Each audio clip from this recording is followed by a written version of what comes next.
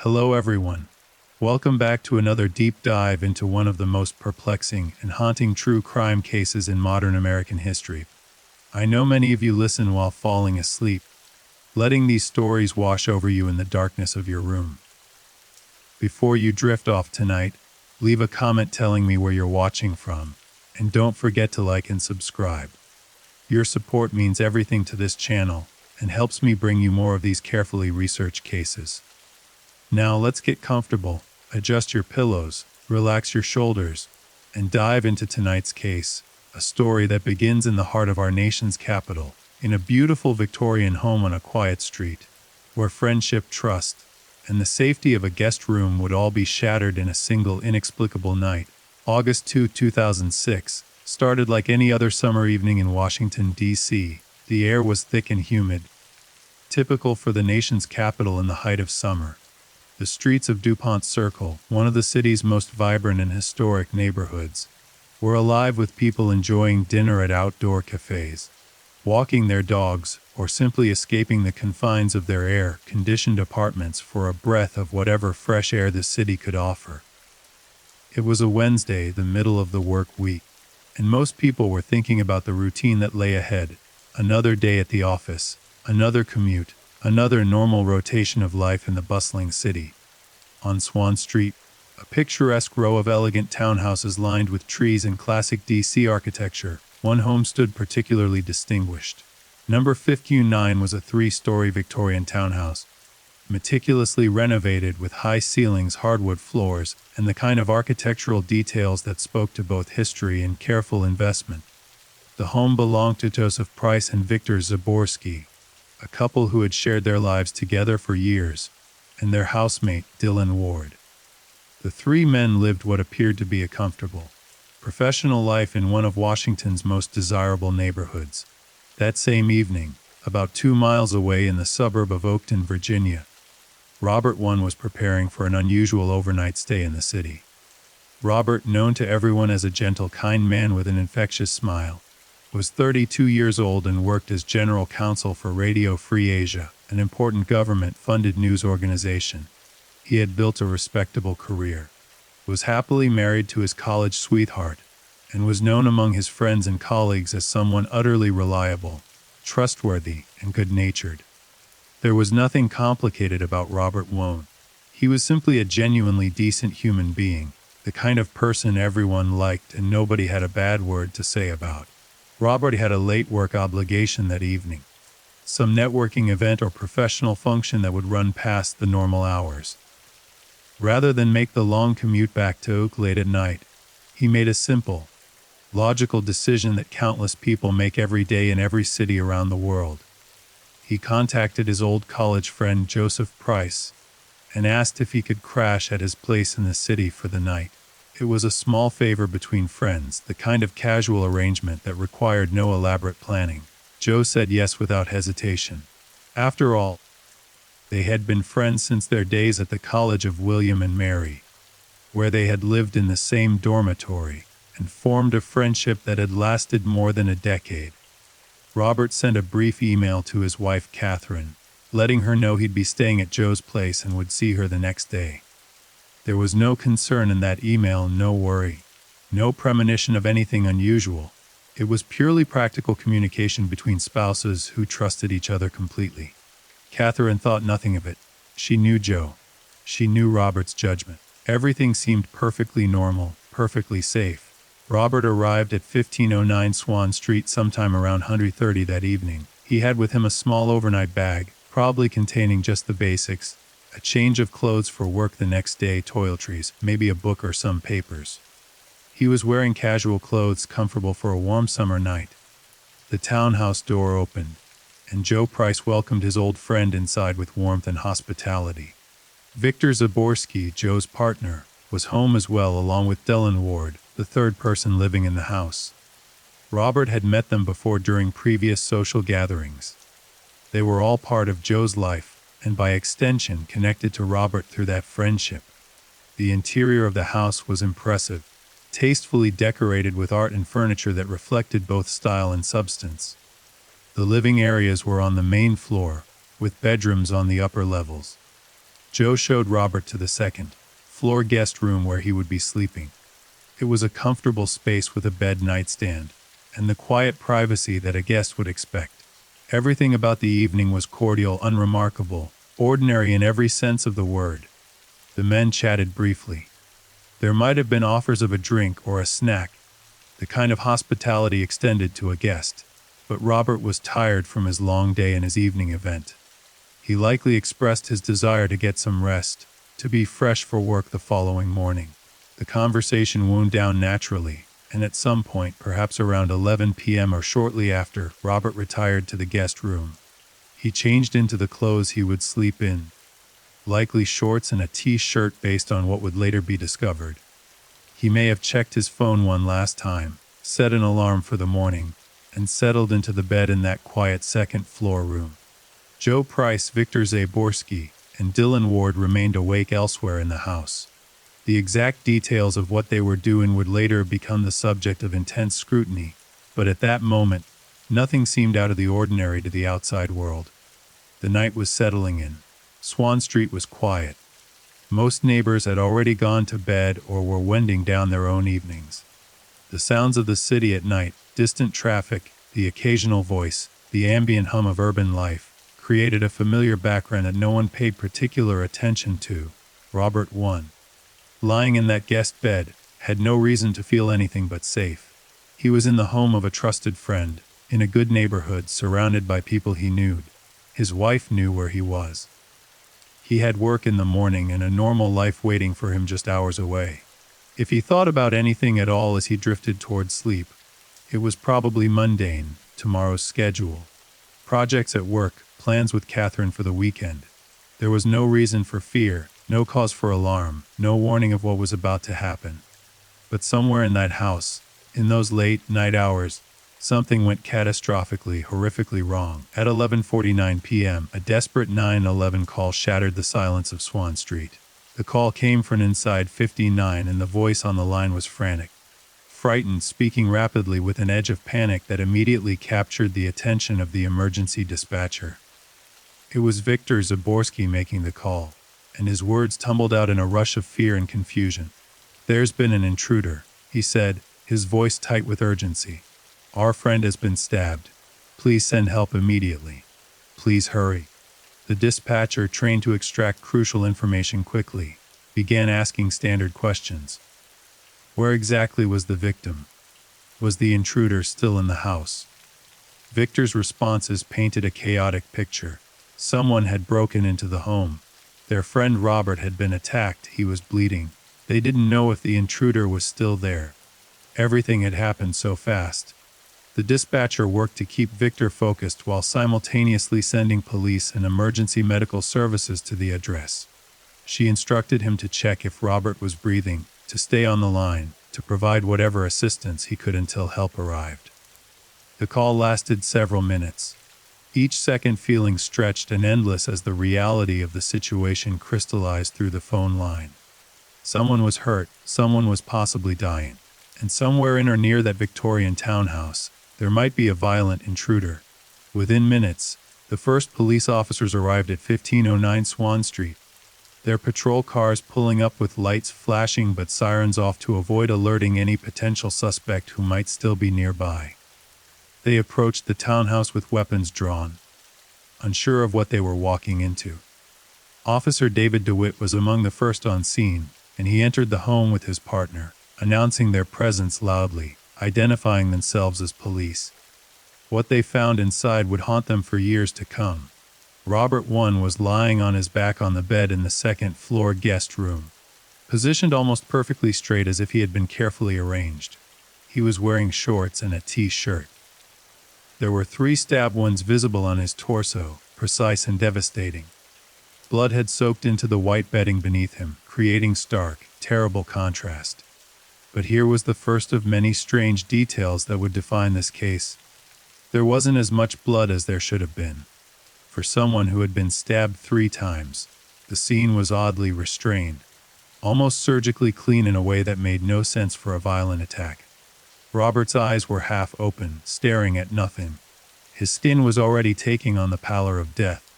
The paramedics who rushed in moments after the police began working on him frantically, checking for vital signs, attempting to find any trace of life that could be saved. But it was too late. Robert I was dead, or so close to death that nothing they could do would bring him back. He would be pronounced dead shortly after arrival at the hospital. But everyone in that room knew from the moment they saw him that he was already gone. The police officers quickly the scene and began their initial assessment. Joe Price, Victor Zaborski, and Dylan Ward were all in the house, all awake, all seemingly shaken by what had occurred. They told a story that would become the foundation of one of Washington, D.C.'s most controversial criminal investigations, a story about an intruder, a sudden attack, and a murder that made no sense in any logical framework. According to their account, they had been in various parts of the house when they heard a strange sound, possibly a chime from the security system or a scream. They rushed to the guest room and found Robert on the bed, already stabbed, already dying. They saw a figure, a man, standing in or near the room. There was some kind of confrontation, were vague and would shift in later tellings. The intruder fled, escaping through the back door and into the night. They immediately called 911. The police listened to the story while their eyes took in the scene around them. And almost from the first moments, things didn't add up. The back door that the intruder had allegedly used to escape showed no signs of forced entry. There were no scratches on the lock, no damage to the frame, nothing to suggest someone had broken in. The front door was similarly untouched. All the windows were intact and locked from the inside. There was no path of entry that made sense for an unknown intruder. Moreover, the house itself seemed eerily undisturbed. Nothing was stolen, nothing was ransacked. There were expensive electronics in plain view, laptops, cameras, other items that any burglar would have grabbed. Robert's wallet was still in its pocket with cash and credit cards untouched. His watch was on the nightstand. If this was a robbery gone wrong, the robber had taken absolutely nothing. And then there was Robert himself, lying in that precise position on the bed. His body showed no defensive wounds on his hands or arms. There were no signs of a struggle, no knocked over furnitures, nothing to suggest he had fought for his life. The sheets beneath him were barely disturbed. How could someone be stabbed 3 times in their own bed without fighting back, without thrashing, without creating the chaos that accompanies a violent struggle? The knife used to stab Robert was found at the scene, left on the nightstand near the bed. It was a kitchen knife, later determined to have come from the kitchen of 1509 Swan Street itself. The killer had apparently used a knife from the very house where the murder occurred, then left it behind rather than taking it with them as they fled. The more the police looked, the more questions emerged. The 3 men who lived in the house, Joe, Victor, and Dylan, appeared to have been present during the entire incident, yet none of them had any injuries. If there had been a confrontation with an intruder, if they had tried to stop him or seen him escape, wouldn't there be some sign of that interaction? Why was Robert the only victim? Why would an intruder single out the guest and leave everyone else completely unharmed? Detective Diane Durham, who would become the lead investigator on the case, arrived within the hour. She was an experienced homicide detective with the Metropolitan Police Department, someone who had seen countless crime scenes and knew how to read the story that evidence told. As she walked through 59 Swan Street, examining each room, studying the position of Robert's body, listening to the accounts from Joe, Victor, and Dylan, a cold certainty began to form in her mind. This was not a random home invasion. This was not the work of an outside intruder. Something else had happened in this house, something that the 3 surviving men either couldn't or wouldn't explain. Robert I had been 32 years old, with his entire life ahead of him. He had grown up in a close-knit family, the son of parents who had immigrated to the United States and worked hard to build a stable, loving home for their children. Robert had excelled academically, showing early promise as a thoughtful, intelligent student who approached everything with diligence and care. He had attended the College of William and Mary, one of Virginia's most prestigious universities, where he had distinguished himself not just in the classroom, but in his relationships with others. Those who knew Robert in college remembered him as warm, funny in a gentle way, and remarkably humble despite his obvious talents. He studied hard, formed deep friendships, and carried himself with a quiet confidence that came from knowing who he was and being comfortable in his own skin. It was during these college years that he met both his future wife, Catherine, and his friend Joe Price. These relationships would define different aspects of his life. Catherine would become his partner, his love, the person he built his future with, while Joe remained a connection to those formative years, a friend from the past who stayed in orbit even as life took them in different directions. After graduation, Robert attended law school, earning his Juris Doctor and beginning a career that combined his legal expertise with his interest in international affairs and human rights. His position at Radio Free Asia was meaningful work, the kind of job that made a difference in the world by supporting free press and information in regions where both were under threat. His colleagues described him as conscientious, kind, and someone who took his responsibilities seriously without being self-important about them. Robert and Catherine had married in a ceremony surrounded by family and friends, and they had built a life together in Oakton, Virginia, in a home that reflected their shared values and dreams. They were planning for the future, discussing children, thinking about long-term goals, living the kind of stable, loving married life that many people aspire to but not everyone achieves. Catherine later described Robert as her best friend, her soulmate, someone whose goodness was not an act but simply who he was at his core. He had no enemies. This would be stated again and again in the investigation that followed. Robert had no enemies. He wasn't involved in anything dangerous or controversial. He didn't gamble, didn't do drugs, wasn't in debt, wasn't having an affair, wasn't caught up in any kind of conflict or dispute. His life was remarkably free of the complications that sometimes lead to violence. He was just a good man living a good life, and on August 2, 2006, he made the simple, innocent decision to stay overnight at a friend's house. Now he was dead on a bed in that friend's house, and nobody could explain why. The investigation into Robert One's death began in earnest as the sun rose over Washington, D.C. on August 3, 2006. Detective Diane Duran and her team had worked through the night, documenting every inch of 1509 Swan Street, photographing the scene from every angle, collecting evidence, and conducting preliminary interviews with the three men who had been in the house when Robert died. As dawn broke, the reality of what dealing with became increasingly clear. This was not going to be a straightforward case with easy answers and a quick resolution. The guest room where Robert's body had been found was processed with meticulous care. Crime scene technicians dusted for fingerprints, collected trace evidence, examined the bedding, measured blood spatter patterns, and documented the position of every object in the room. The bed itself told a strange story. Robert had been lying almost perfectly centered, his body straight, his arms at his sides. The sheets were tucked around him in a way that suggested care, almost as if someone had arranged him after the stabbing rather than leaving him in whatever position he had fallen. The 3 stab wounds on Robert's chest were examined closely. They were deep, precise, and had been delivered with significant force. One had pierced his heart, causing massive internal bleeding that would have killed him within minutes. Yet the external bleeding was minimal compared to what would be expected from such wounds. Medical examiners would later theorize that Robert's heart may have stopped beating very quickly after the attack, preventing the kind of blood flow that typically accompanies stab wounds. But this raised its own disturbing questions. If his heart stopped that quickly, he would have had almost no time to react, to fight back, to do anything but die. The knife found at the scene was a common kitchen knife with a serrated edge, the kind used for cutting bread or vegetables. It had been wiped partially clean, but traces of Robert's blood remained on the blade. Fingerprint analysis would later reveal no usable prints on the handle. It had been wiped too thoroughly. This was another anomaly. An intruder fleeing in panic would be unlikely to take the time to carefully wipe down a murder weapon before leaving it at the scene. It suggested premeditation, control, and an attempt to eliminate evidence.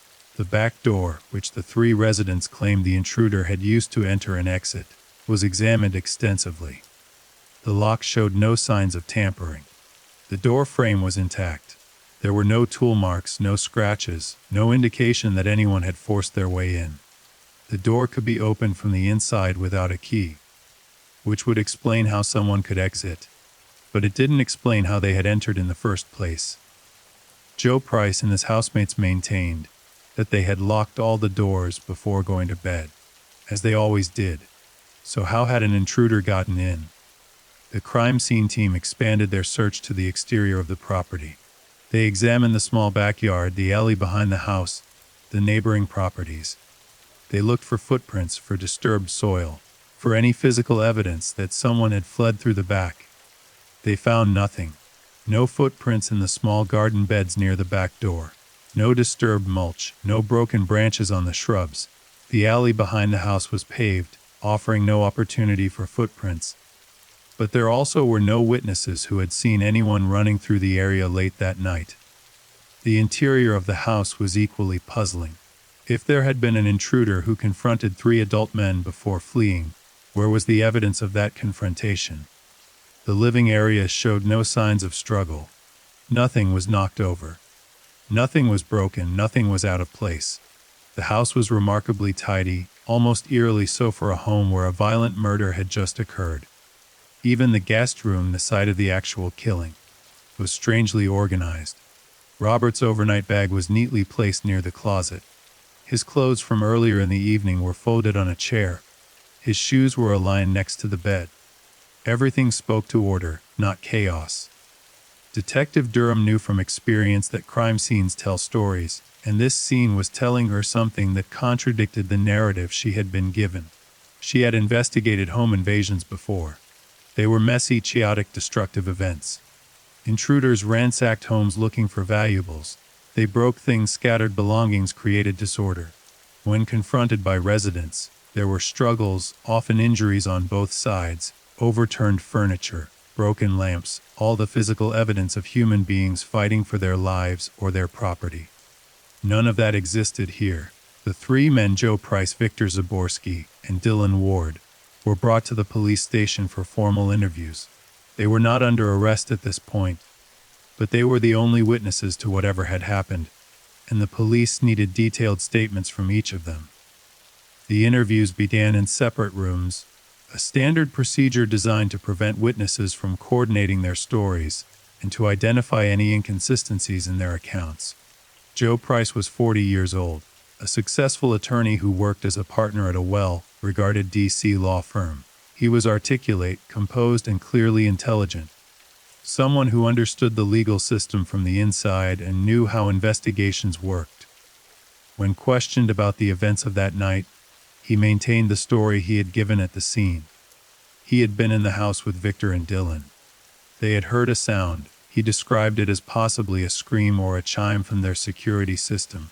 They had rushed to check on Robert and found him on the bed, stabbed and dying. There was a man in or near the room, an intruder they didn't recognize.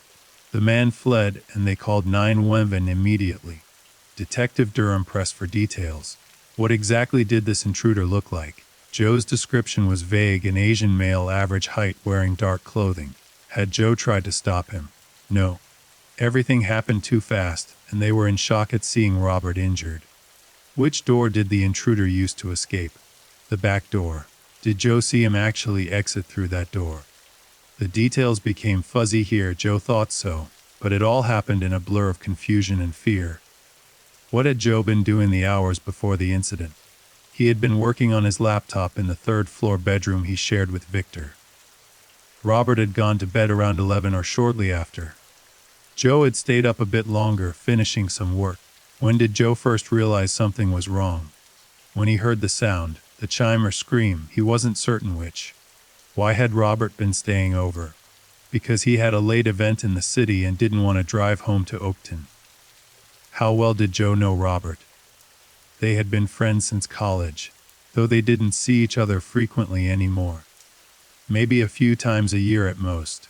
The detective listened carefully, taking notes, watching Joe's body language, listening for the things he was much as the things he was. There was something too controlled about Joe's demeanor.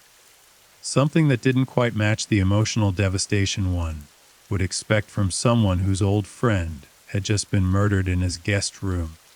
Joe appeared more concerned with providing legally careful answers than with expressing grief or shock. In another interview room, Victor Zaborski was giving his account. Victor was 46 years old and worked in public relations. He was more visibly emotional than Joe, his distress apparent in his voice and mannerisms. His story aligned with Joe's in the broad strokes. They had heard a sound, discovered Robert had been attacked, saw an intruder, the man fled, they called 911. But when pressed for specifics, Victor's details didn't quite match Joe's account. The intruder's clothing was described slightly differently. The sequence of who saw what and when had subtle discrepancies.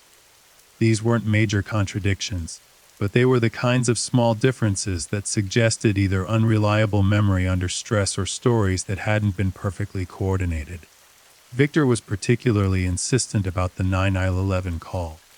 He had been the one to make it, and he emphasized how quickly they had called for help, how desperate they had been to save Robert, how traumatic it was to see their friend dying and be unable to help him.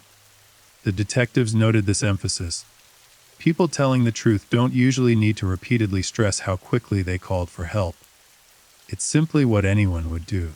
The insistence felt defensive, as if Victor was anticipating doubt. Dylan Ward, the youngest of the three at 37, presented yet another variation. Dylan worked as a massage therapist and personal trainer, and he lived in the house's third-floor bedroom, separate from Joe and Victor's room. His statement placed him in a different part of the house when the incident occurred. He claimed to have been in his bedroom when he heard some kind of commotion. He came out to find Joe and Victor already responding to the situation. He saw the aftermath but not the intruder himself.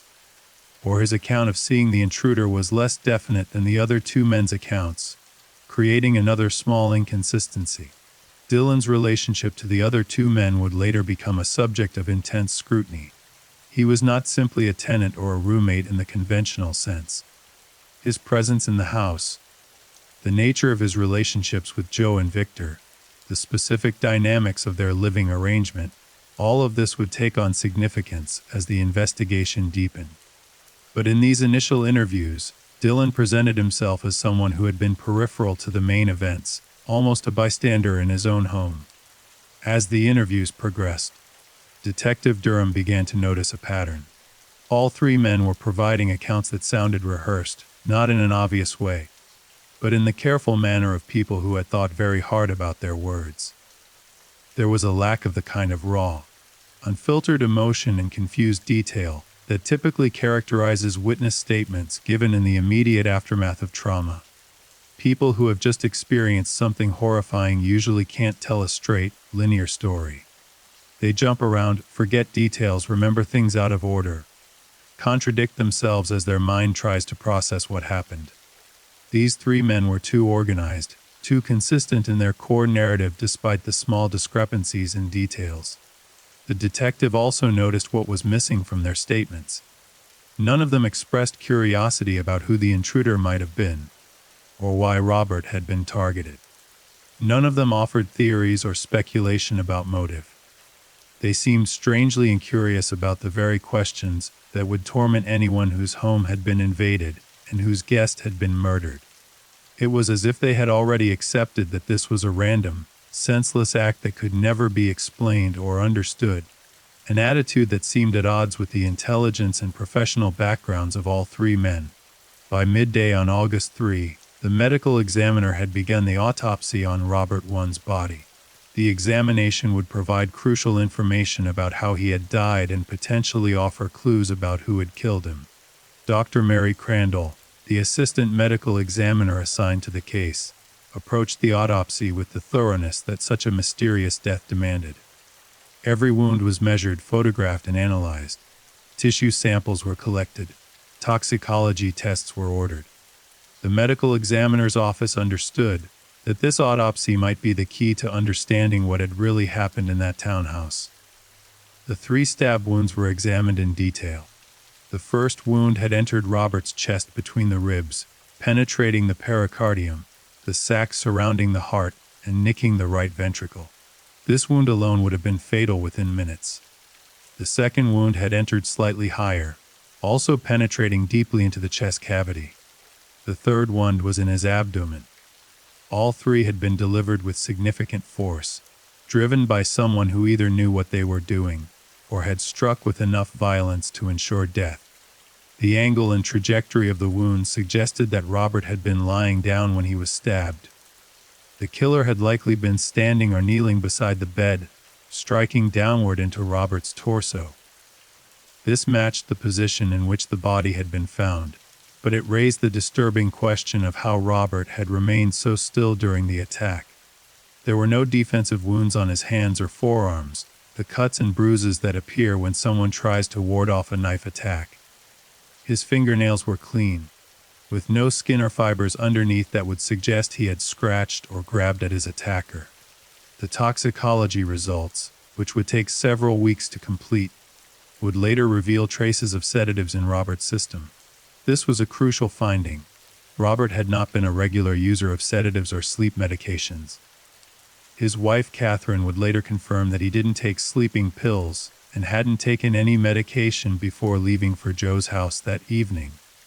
The presence of these substances suggested that Robert may have been drugged before he was stabbed, which would explain the lack of defensive wounds, the lack of struggle, and the eerie stillness of the crime scene.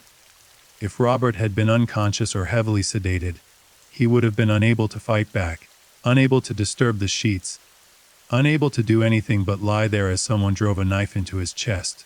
This revelation transformed the entire investigation. This was not a spontaneous attack by a panicked intruder. This was something planned, something methodical, something that required preparation. Someone had given Robert sedatives, either slipped into a drink or administered some other way, then waited for the drugs to take effect before killing him. The premeditation involved in such an act was chilling. Back at the police station, Detective Durham received the preliminary autopsy findings and immediately understood their significance. She returned to question the three men again, this time with new focus. Had they offered Robert anything to eat or drink when he arrived? Joe said they might have offered water or a beverage, but he couldn't remember specifically. Did Robert seem drowsy or unusually tired?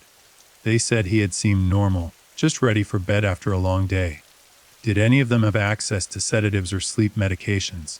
Victor admitted he had a prescription for Ambien, a common sleep aid, which he kept in the master bathroom. The pieces were slowly assembling into a picture, but it was a picture that made no sense in the context of the intruder's story. Why would a random burglar or home invader have access to prescription sedatives from inside the house? How would an intruder have convinced Robert to ingest these drugs? The scenario required Robert to have been drugged by someone he trusted, someone who could offer him a drink without raising suspicion, someone who had access to the medications found in his system. The investigation expanded to include a thorough search of the house beyond the initial crime scene processing. Detectives obtained a search warrant and returned to 1509 Swan Street with a team of forensic specialists. They collected prescription medication bottles, looked for signs of drug preparation, examined drinking glasses and cups for residue, and photographed everything. In the master bathroom, they found Victor's Ambien prescription. The pill count was off. There were fewer pills in the bottle than there should have been based on the prescription date and the normal dosage. Someone had used more pills than would be expected for personal therapeutic use. They also collected the computers and electronic devices from the house. In modern investigations, digital evidence often proves as important as physical evidence. Computers contain search histories, emails, documents, photographs, a digital footprint of people's lives and intentions. The forensic computer analysis would take months, but it would eventually reveal deeply disturbing information about the lives of the three men who lived at 1509 Swan Street. Meanwhile, the detectives were building a timeline of Robert's last hours. They interviewed people who had seen him at the networking event he attended that evening. Colleagues confirmed he had seemed completely normal, engaged, professional, sober. He had left the event around 10 o'clock and had presumably driven directly to Swan Street, arriving around 1:30 p.m. The time of death was estimated to be between 11:30 p.m. and midnight. Based on body temperature, rigor mortis, and other post-mortem indicators. This meant Robert had been alive in the house for roughly 1 hour before he was killed. What happened during that hour? Joe and the others claimed Robert had simply gone to bed. But had he? Had they all sat together for a while? Had they talked? Had someone offered him a drink, perhaps a glass of water, a cup of tea? Something that would mask the taste of crushed sedatives. The men's statements were maddeningly vague about this period, glossing over the details as if nothing worth mentioning had occurred. But something had occurred. Somehow Robert had ingested drugs he hadn't brought with him, drugs that came from inside that house. Catherine I was interviewed multiple times in the days following Robert's death. She was devastated, barely able to comprehend that her husband was gone, killed under circumstances that made no sense. Detectives had to balance their need for information with sensitivity to her grief. She told them everything she knew. Robert had been in good spirits that day. He had mentioned staying at Joe's house with no concern or hesitation. It was a practical arrangement, nothing more. He hadn't mentioned any problems with Joe or any discomfort with the living situation. He certainly hadn't expressed any fear or worry. Catherine knew Joe Price only slightly, mostly from occasional social gatherings over the years. She knew he was Robert's college friend, that he was in a relationship with Victor, and that they lived with another man named Dylan. Robert had never indicated any issues with any of them. The friendship with Joe had been pleasant, if not particularly close, in recent years. They saw each other a few times a year, exchanged emails occasionally, maintained the kind of cordial relationship that many people have with old college friends. Did Robert have any enemies? Catherine was adamant. No, absolutely not. Robert was beloved by everyone who knew him. He had no conflicts at work, no feuds, no angry ex-partners, no disgruntled acquaintances. His life was peaceful, stable, happy. The idea that someone had murdered him was incomprehensible to her. And the idea that it might have been someone in that house, someone Robert trusted enough to stay with for the night, that thought was too horrible to fully accept. As the days passed and the investigation intensified, the story of the intruder began to crumble under scrutiny. The police interviewed neighbors along Swan Street, asking if anyone had seen or heard anything unusual on the night of August 2. Several neighbors reported that they had been home and awake around the time of the murder. None of them had heard screams or sounds of a struggle. None had seen anyone running through the alley behind the houses. In a dense urban neighborhood where houses share walls and sounds carry easily, it seemed impossible that a violent home invasion could have occurred without anyone hearing anything. The security system at 1509 Swan Street was examined. The house did have an alarm system, though the records showed it had not been armed that night. Joe later explained they often didn't set it when they were home, but the system did have a feature that logged when doors and windows were opened. The records from that night showed the back door had been to 11:50 p.m., right after the 911 call was made. This data contradicted the story of an intruder fleeing through that door during or before the murder.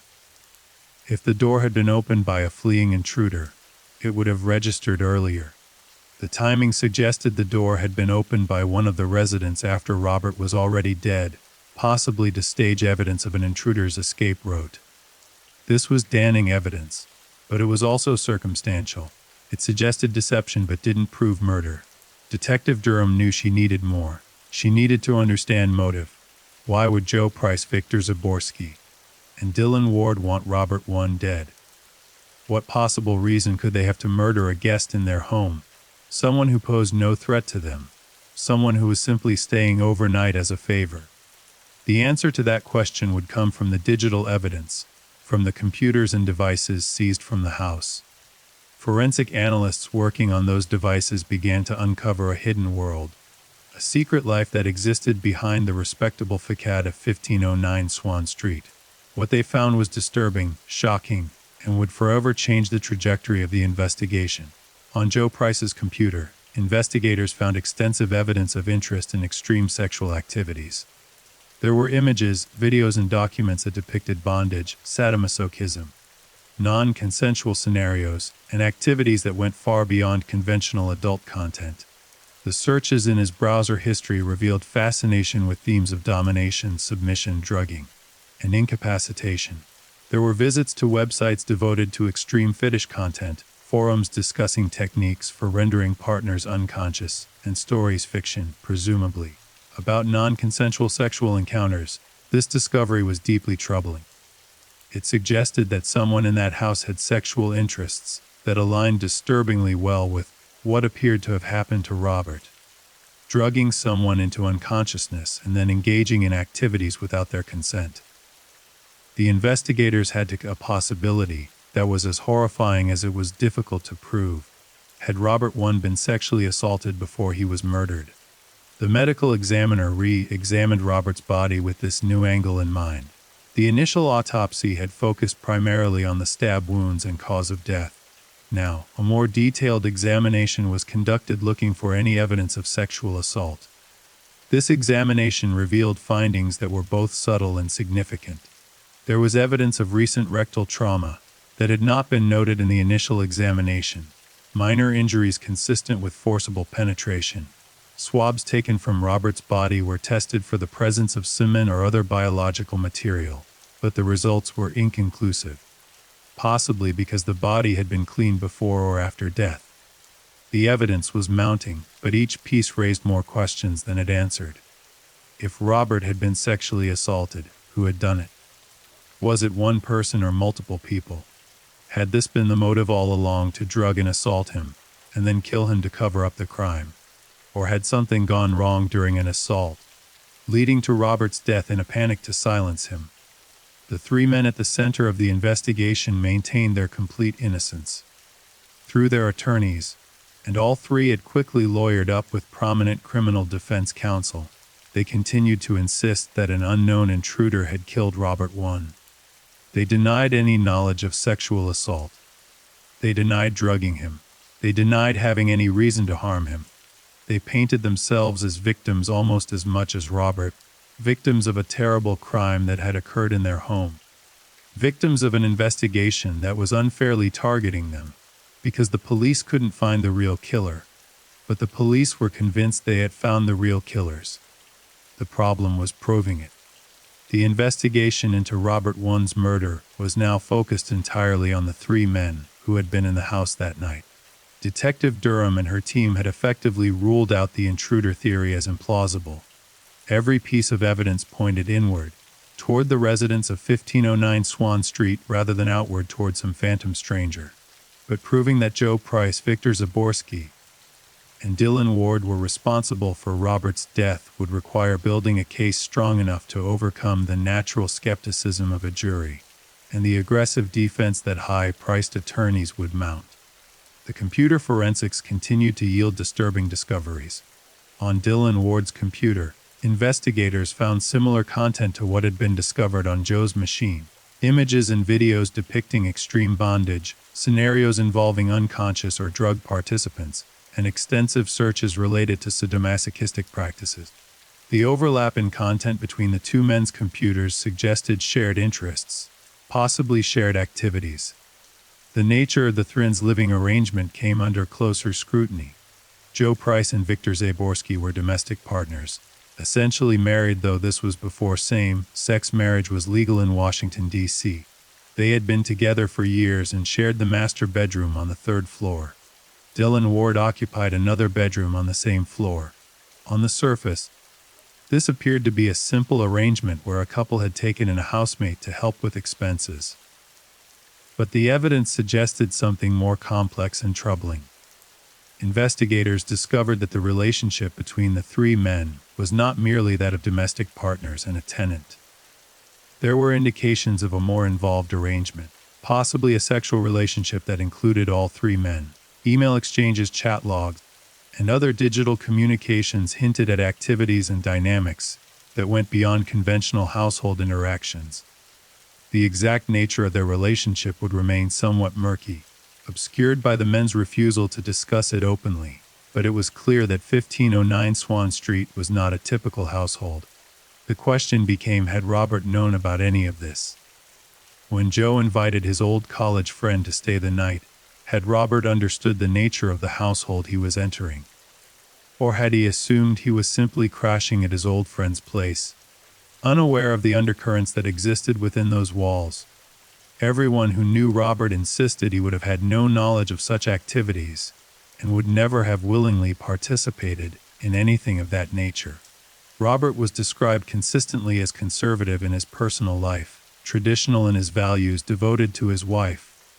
The idea that he would have consensually engaged in extreme sexual activities with Joe and the others was dismissed by everyone who knew him as completely out of character and essentially impossible. This meant that if sexual assault had occurred, and the evidence increasingly suggested it had, it must have been non-consensual. Robert must have been drugged without his knowledge and assaulted while incapacitated. The murder would then have been committed to prevent him from reporting what had been done to him, to silence the only witness who could testify to the crime. The timeline of that night was reconstructed again and again as investigators tried to understand the sequence of events. Robert had arrived around 1:30 p.m. At some point shortly after his arrival, he had likely been offered a drink, perhaps water, tea, or some other beverage that would seem innocuous. The sedatives from Victor's prescription would have been crushed and dissolved into this drink, disguised by the flavor of the beverage. Robert, trusting his old friend Joe, and having no reason to suspect anything wrong, would have drunk it without hesitation. The drugs would have taken effect within 20 to 30 minutes. Ambien and similar sedatives work quickly, especially on someone who isn't expecting them and hasn't built up a tolerance. Robert would have begun to feel drowsy, heavy, disconnected from his surroundings. He might have attributed these feelings to simple tiredness after a long day. He probably excused himself to the guest room, perhaps saying he was more tired than he'd realized, and went to lie down. Once Robert was unconscious or deeply sedated, the assault would have occurred. The exact details of what happened in that guest room remain known only to the perpetrators, who refused to discuss it. But the physical evidence on Robert's body told part of the story. He had been violated while unable to consent or resist.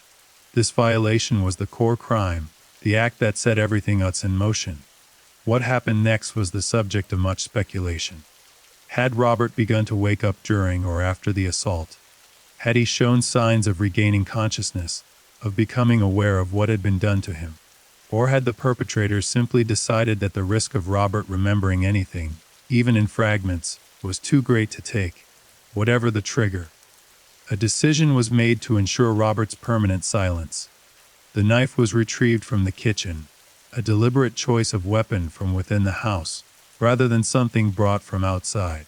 Someone stood over Robert as he lay in the bed, unconscious or barely conscious, unable to defend himself. The knife was raised and then driven down into his chest with precision and force. Once, twice, 3 times. The wounds were clean, deliberate, not the frenzied slashing of someone in a panic, but the controlled strikes of someone who had made a choice and was executing it. Robert's heart was pierced. His life drained away in the quiet of that guest room while the person who had killed him, and possibly others who watched or helped, stood by. The minimal bleeding suggested his heart had stopped almost immediately, the pump that circulated blood shutting down before it could create the arterial spray and pooling that typically accompanies stab wounds to the chest.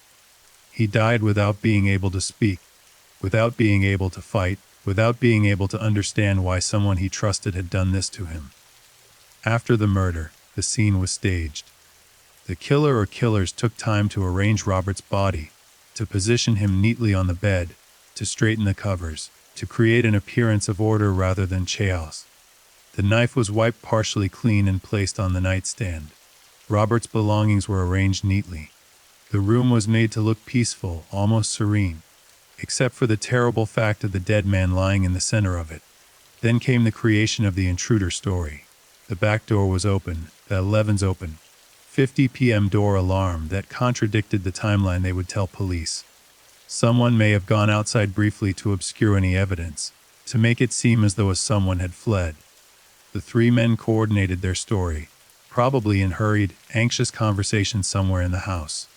They would say they heard a sound. They would say they found Robert already stabbed. They would say an intruder fled. Keep it simple, keep it vague enough that discrepancies could be attributed to shock and confusion. At 11:49 p.m., Victor made the 911 call. His voice on that recording would be analyzed extensively in the months to come.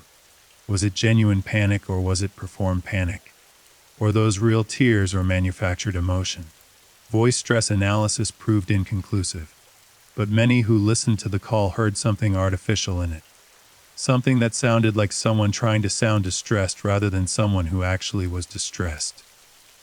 The police arrived within minutes, too quickly for any extensive cleanup or further staging.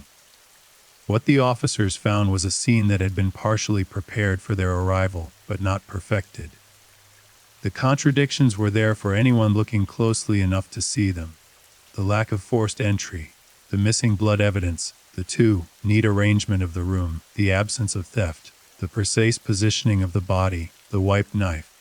Each detail alone might have been explained away, but together they created a picture that made the intruder story impossible to believe.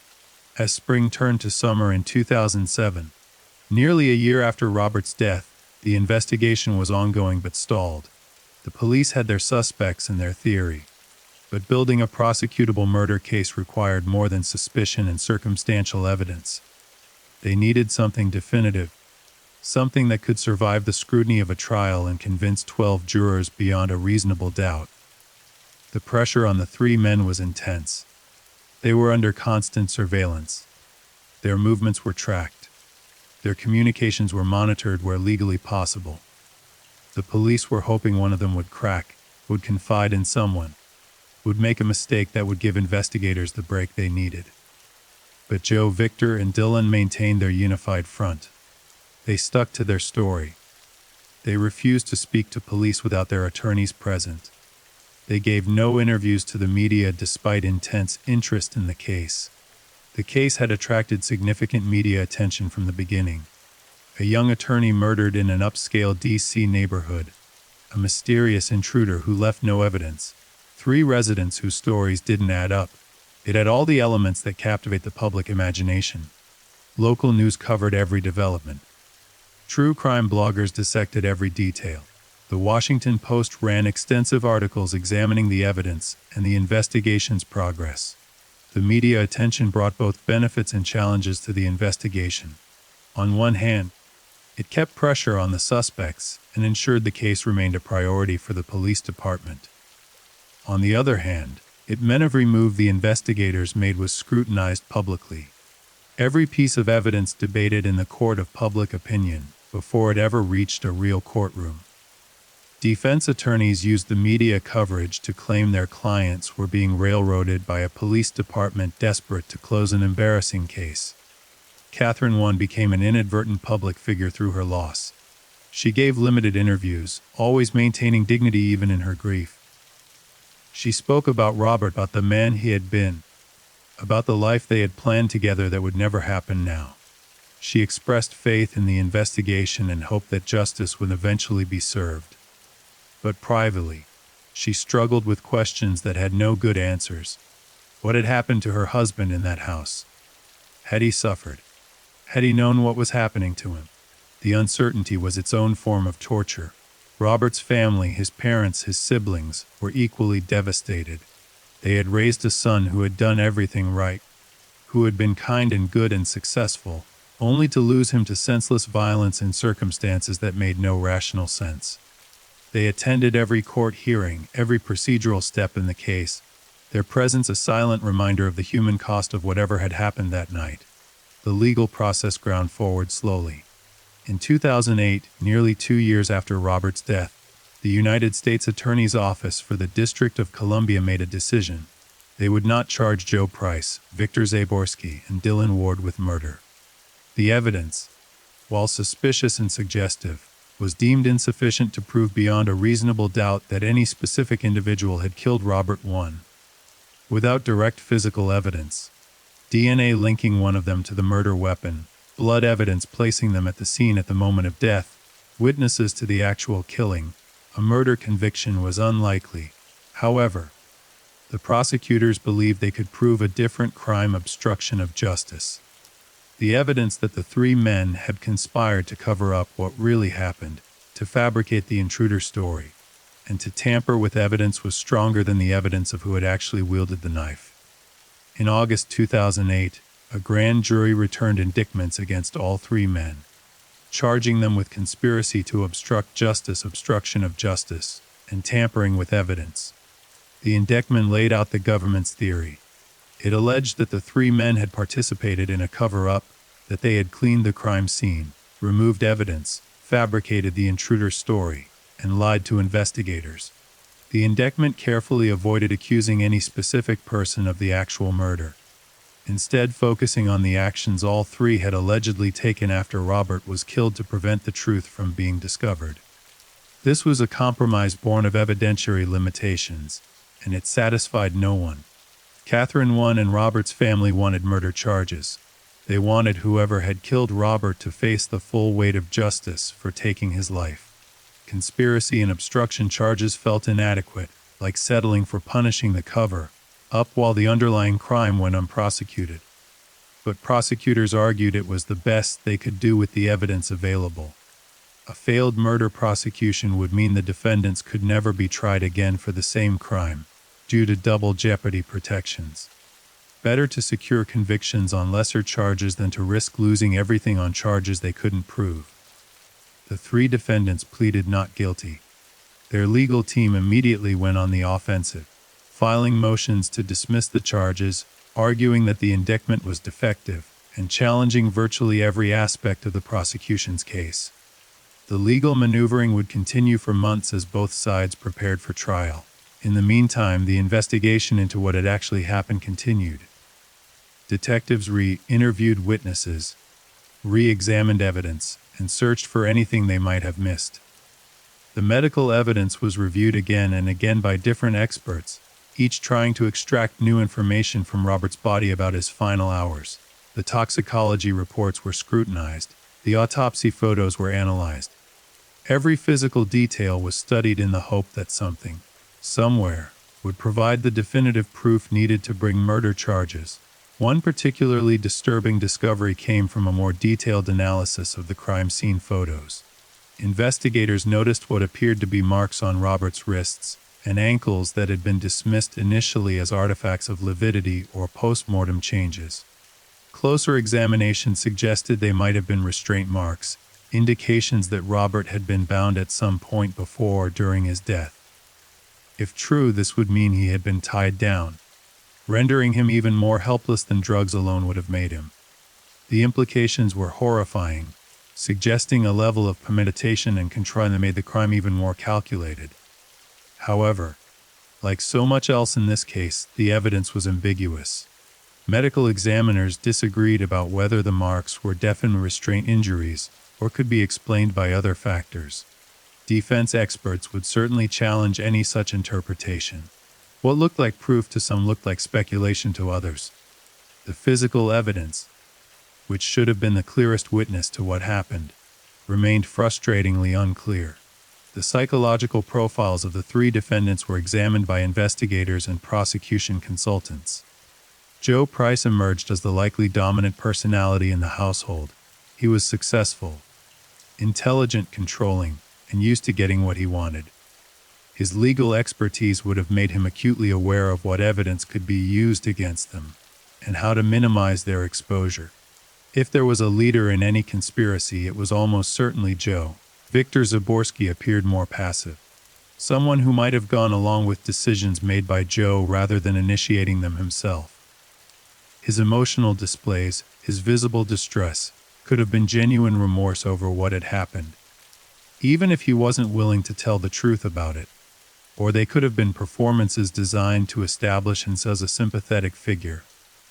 Without being able to read his mind, investigators could only speculate. Dylan Ward was the most enigmatic of the three. His role in the household, his relationship with Joe and Victor, his presence on the night of the murder, all of it remained somewhat mysterious. Was he an equal participant in whatever had happened? Was he a follower who'd been manipulated by Joe? Or was he something else entirely? Perhaps an observer who had witnessed crimes but not committed them himself. The evidence didn't clearly establish a specific role, which made him both a potential weak link, who might be convinced to cooperate, and a frustrating unknown quantity. Prosecutors considered offering immunity to one of the three in exchange for testimony against the others. This is a common tactic when multiple suspects are involved in a crime. Offer the first one to talk a deal, creating pressure on the others and fracturing their unified front. But which one would be most likely to break?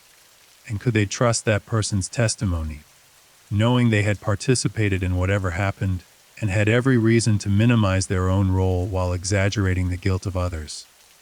The decision was made not to offer immunity, at least not at this stage. The prosecution wanted to avoid a situation where they gave someone a complete pass only to have that person provide a reliable or incomplete testimony. Better to maintain pressure on all three and hope that the stress of facing trial would eventually cause someone to seek a deal by providing truthful information. As 2009 began, the legal process continued its slow march toward trial. Jury selection would be a critical challenge. The case had received so much media coverage that finding impartial jurors in Washington, D.C. would be difficult. The defense would likely request a change of venue, arguing their clients couldn't get a fair trial in a jurisdiction where the case had been so extensively publicized. The prosecution would counter that the defendants were well-known attorneys and professionals in D.C. who had chosen to live and work there and couldn't now claim the venue was unfair simply because the media had covered a major crime. The victims' rights movement had grown stronger in recent years, and Catherine One became involved with advocacy groups pushing for greater consideration of victims' families in the criminal justice process. She attended conferences, spoke with legislators, and worked to ensure that Robert's case wasn't forgotten amid the legal technicalities and procedural delays. Her advocacy helped keep public attention on the case even as years passed without resolution. Robert's former colleagues at Radio Free Asia established a scholarship in his name, supporting students interested in international law and human rights. It was a small way to ensure that something positive came from the tragedy, that Robert's values and interests would continue to influence the world, even though he was gone. The scholarship recipients would never know Robert personally, but they would carry forward the kind of work he had cared about, creating a legacy beyond the terrible circumstances of his death. Friends from college organized memorial events, sharing memories of Robert from their time at William and Mary. These gatherings were bittersweet, celebrations of who Robert had been mixed with grief over how he had died and anger that no one had been held accountable. Joe Price's name was notably absent from these reunions. Whatever friendship he and Robert had shared had been utterly destroyed by the events of August 2, 2006, and the suspicions that followed. The case also sparked broader conversations about crime, justice, and the challenges of prosecuting cases based primarily on circumstantial evidence. Legal experts debated the case in law journals and classrooms. Could you convict someone of murder when you couldn't prove who among several suspects had actually committed the killing? What standard of proof should apply when the only witnesses to a crime were also the suspects? How much weight should be given to suspicious behavior and implausible stories versus direct physical evidence? These weren't just academic questions. They were central to whether justice for Robert I was even possible within the constraints of the American legal system. The prosecution had to prove their case beyond a reasonable doubt, a high bar designed to protect the innocent from wrongful conviction. But what happened when that high bar also protected the guilty? Because they had been careful enough, smart enough, or lucky enough to avoid leaving the definitive proof that would seal their fate. The trial of Joseph Price, Victor Zaborsky, and Dylan Ward finally began in May 2010, nearly 4 years after Robert I's murder. The delay had been frustrating for everyone involved, for Robert's family who wanted closure, for the prosecution who wanted justice, and even for the defendants who had been living under the shadow of these charges for years. But the American legal system moves at its own pace, especially in complex cases with aggressive defense teams and multiple pre-trial motions to resolve. The courthouse in Washington, D.C. was packed with spectators on the first day of trial. Media representatives filled the press section, notebooks and recording devices ready to capture every detail.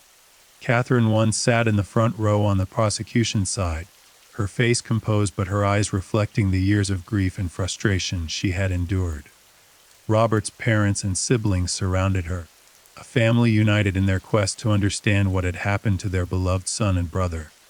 On the defense side sat Joe Price, Victor Zaborski, and Dylan Ward, each flanked by their high-powered legal teams.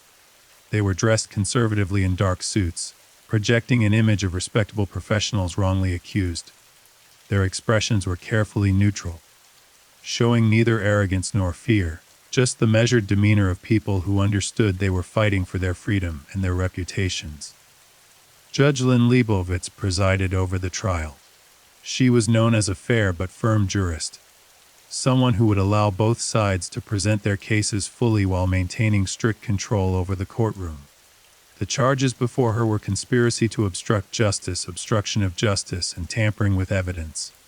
Notably absent were murder charges, a fact that hung over the entire proceeding like an unspoken acknowledgement that the legal system could only do so much. The prosecution's opening statement was delivered by Assistant U.S. Attorney Glenn Kirshner, a veteran prosecutor with a reputation for methodical, evidence-driven presentations.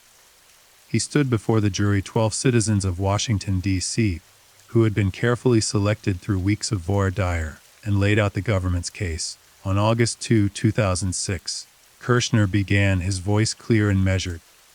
Robert I went to sleep in what he thought was a safe place, the home of his college friend Joseph Price. He never woke up. He was murdered in that guest bedroom, stabbed 3 times in the chest while he lay defenseless. But this case isn't about who killed Robert I, as much as we might wish it were. This case is about what happened after he was killed. It's about 3 men who chose to lie, to cover up, to obstruct justice rather than tell the truth about what happened in their home that night. Kirshner walked the jury through the evidence that made the intruder story impossible: the lack of forced entry, the absence of any stolen items, the security system logs showing the back door wasn't opened until after the 9/11 call, the neighborhood witnesses who heard nothing, the staged appearance of the crime scene, the knife wiped clean of fingerprints, the sedatives in Robert's system that had come from inside the house. These 3 defendants want you to believe that a phantom intruder somehow entered their locked home, specifically targeted their guest Robert I, while leaving them completely unharmed, stabbed him 3 times without creating any noise or disturbance, carefully arranged his body on the bed, wiped down the murder weapon, and then vanished into the night without taking anything, without being seen by anyone, without leaving any trace of his presence except a dead body. Ladies and gentlemen, that story's not just unlikely, it's impossible. And the evidence will show that these defendants knew it was impossible, which is why they spent the hours after Robert's murder not grieving for their friend, but creating a false story to protect themselves. The defense opening statements painted a very different picture. Each defendant had separate counsel, and each attorney approached the case from a slightly different angle, but their core message was unified. Their clients were innocent victims of a terrible crime and a rush to judgment by police who couldn't find the real killer. Bernard Grimm, representing Dylan Ward, was particularly forceful. The government wants you to believe that my client, a man with no criminal history, no history of violence, no motive whatsoever, participated in the murder of a complete stranger and then helped cover it up. But they can't tell you why.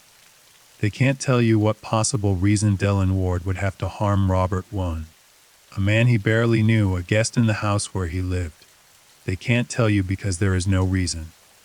Dylan Ward didn't kill Robert I, and he didn't help anyone else kill Robert I. He was simply there when something terrible happened, and now he's being prosecuted for having the misfortune of being in the wrong place at the wrong time. The prosecution's case was built on a foundation of circumstantial evidence, expert testimony, and the implausibility of the defendant's story. They called crime scene investigators, who described the pristine nature of the house, the lack of disturbance that would accompany a violent home invasion. They presented the security system data showing the back door opening only after the 9/11 call. They brought in neighbors who testified to hearing nothing unusual that night. despite having been awake and in their homes. The medical examiner testified about Robert's wounds, the sedatives in his system, and the evidence of possible sexual assault. This testimony was crucial but also difficult. The evidence of assault was not definitive. There was trauma consistent with forced penetration, but the passage of time and the condition of the body made it impossible to state with complete certainty exactly what had occurred. Defense attorneys hammered away at this uncertainty, trying to create doubt about whether any assault had occurred at all. The computer evidence was introduced, showing the searches and content found on the defendant's computers. This was deeply damaging testimony, revealing the interest in extreme sexual practices, scenarios involving unconscious partners, and themes that aligned disturbingly with what appeared to have happened to Robert. The prosecution argued this showed motive and intent. These men had fantasies about the kind of activities that Robert seemed to have been subjected to. The defense fought hard against this evidence, arguing it was prejudicial and irrelevant. People's private sexual interests, they contended, no matter how unconventional, did not make them murderers. Millions of people consumed content of various kinds without ever committing crimes.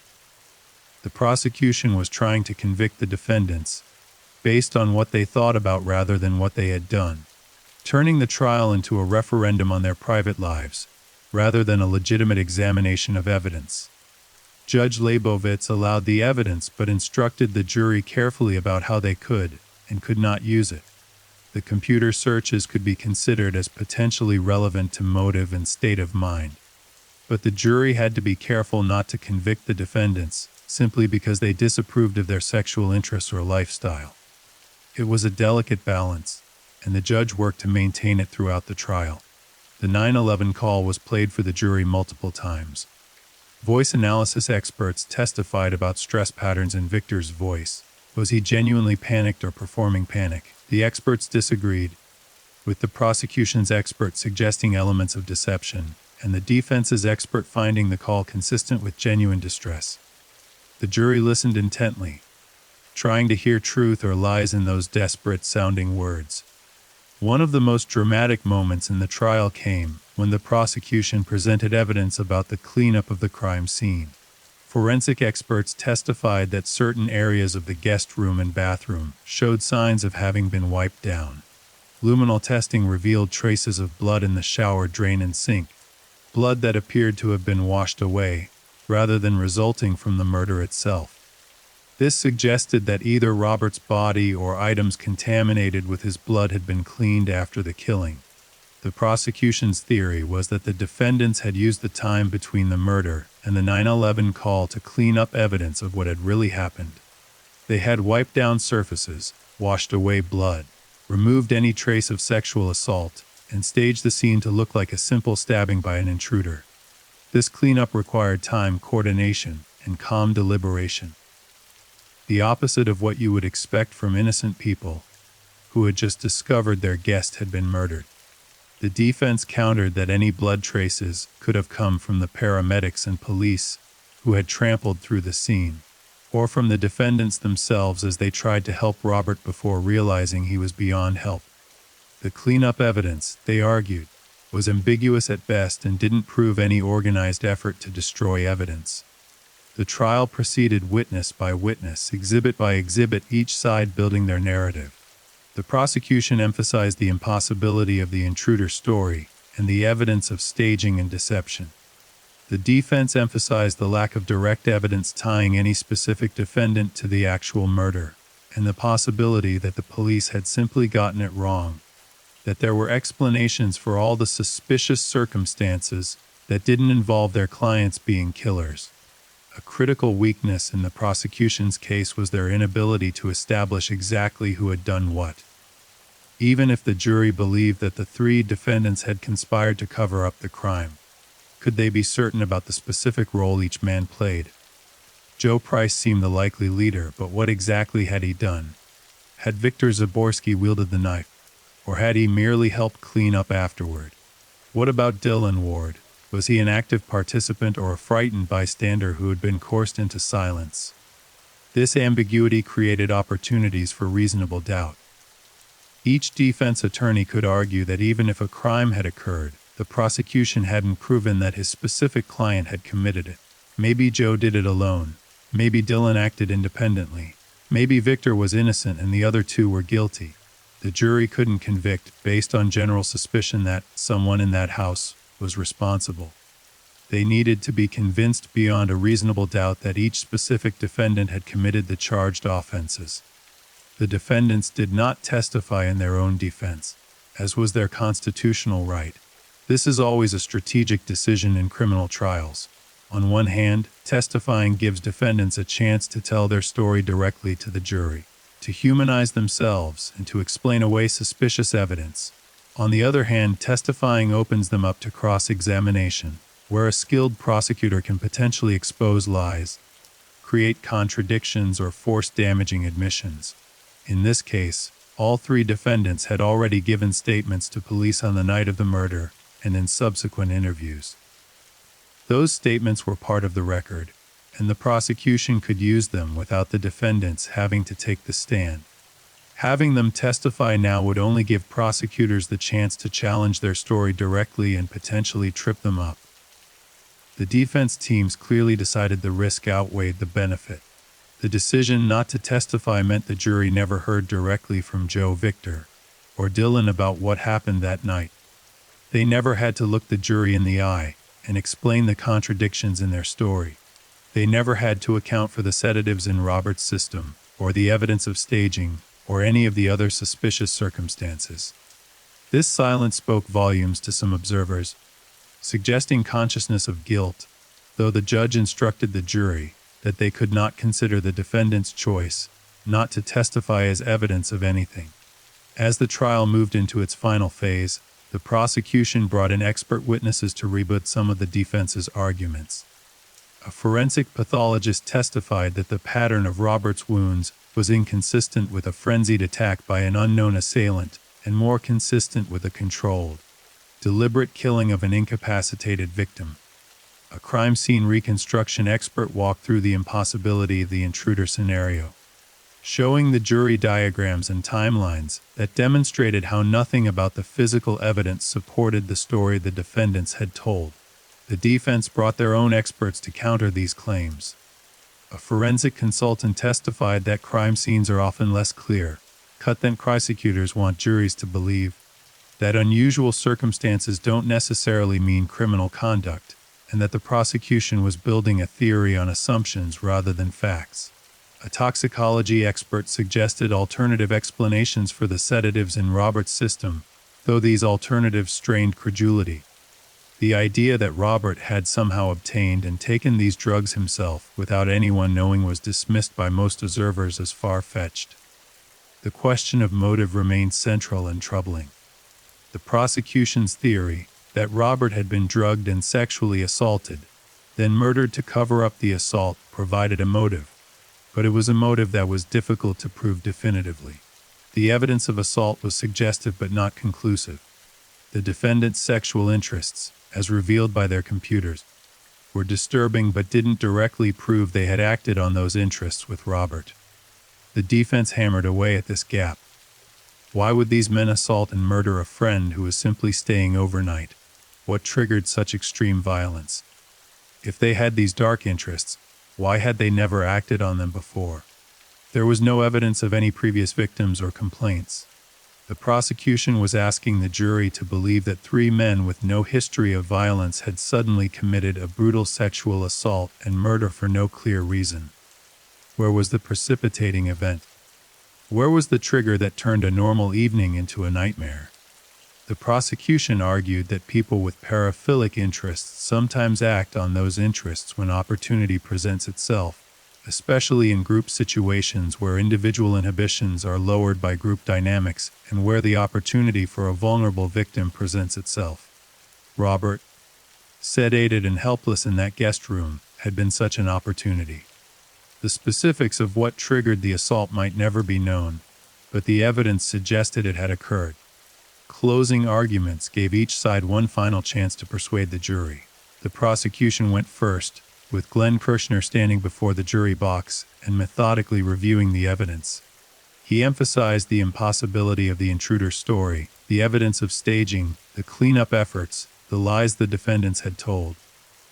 He reminded the jury that they didn't need to know every detail of what happened to conclude that the defendants had obstructed justice and tampered with evidence. Robert I deserved the truth, Kirshner said in his conclusion. His wife Catherine deserves the truth. His family deserves the truth. The law demands the truth. These three defendants have denied everyone that truth through their lies and their cover-up. They have obstructed justice, and they must be held accountable for that obstruction. I ask you to return a verdict of guilty on all counts. The defense closing argument sought to create reasonable doubt by emphasizing the gaps in the prosecution's case. Yes, there were suspicious circumstances, but suspicious didn't mean criminal. Yes, the intruder's story had problems, but that didn't prove a conspiracy.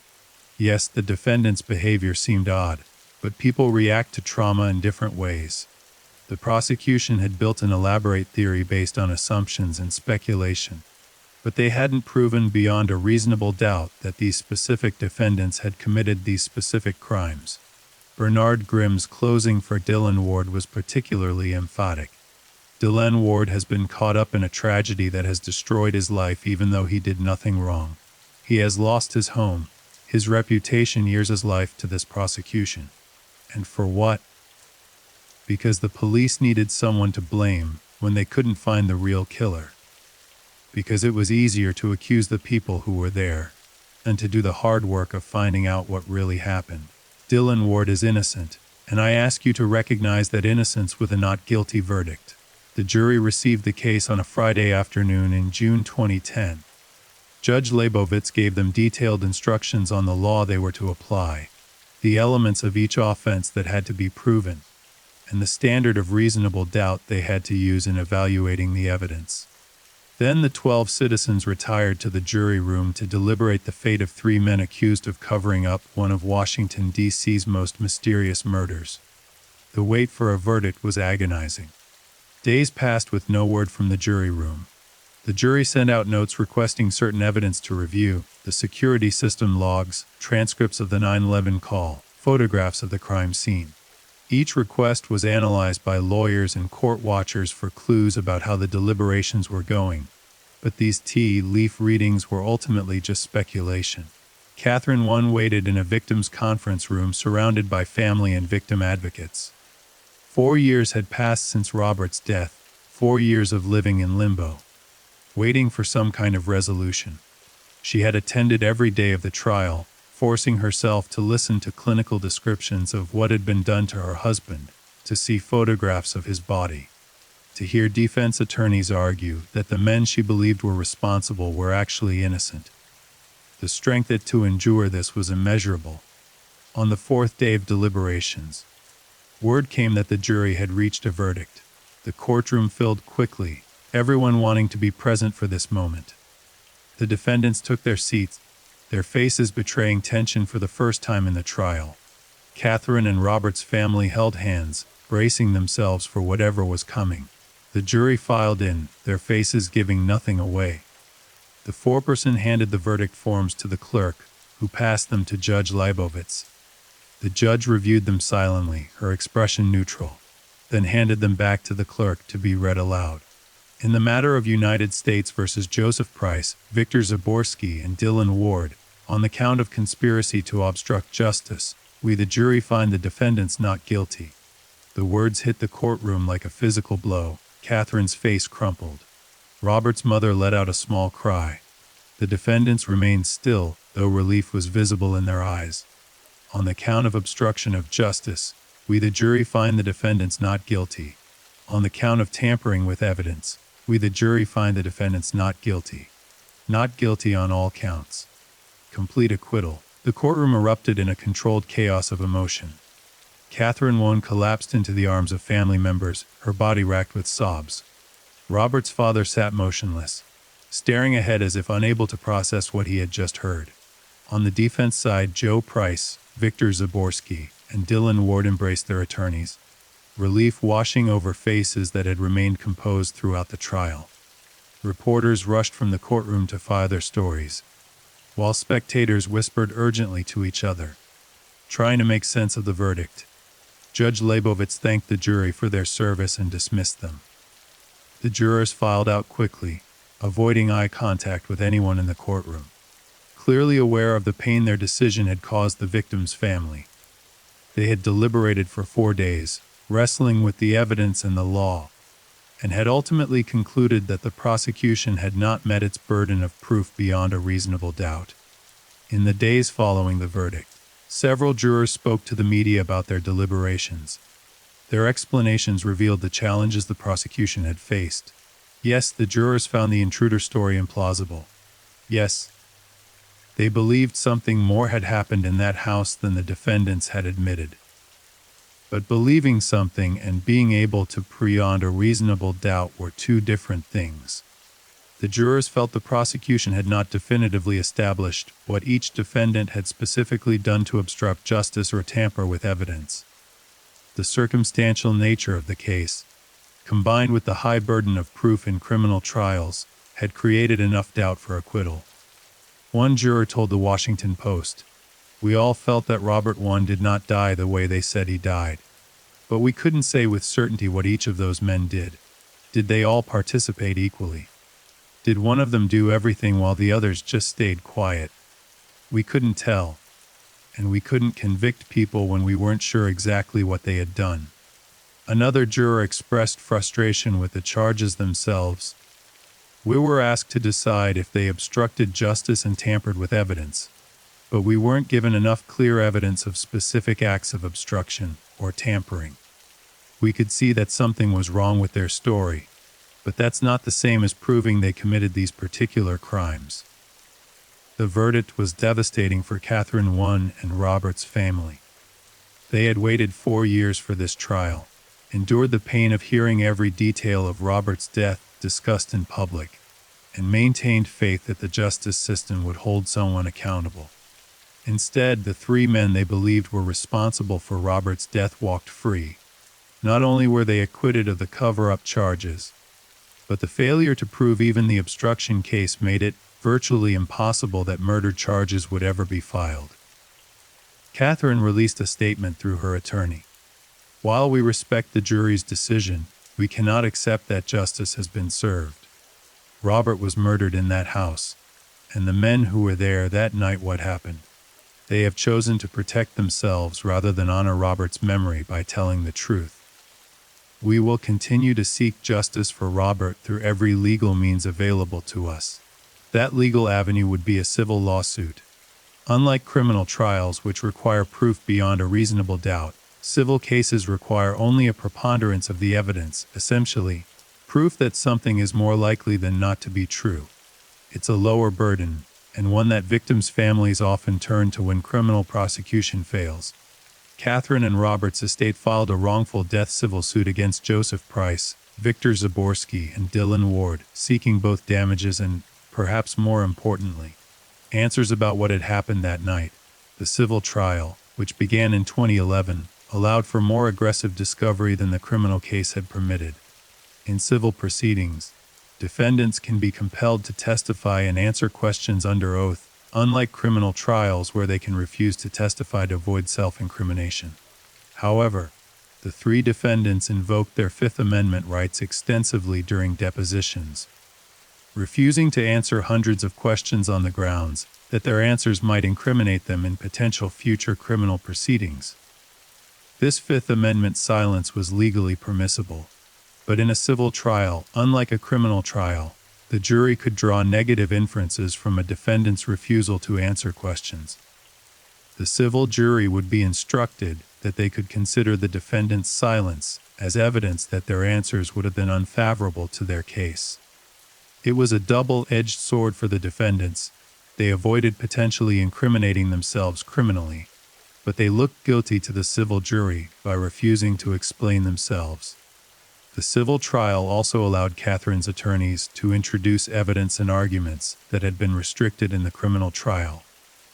They could be more explicit about the sexual assault theory, could delve deeper into the defendant's lifestyle and relationships, and could paint a more complete picture of what they believed had happened that night, without the strict rules of criminal procedure limiting them. Catherine's legal team built a comprehensive case for what they called the only logical explanation for Robert's death. The evidence presented in the civil trial painted a dark picture.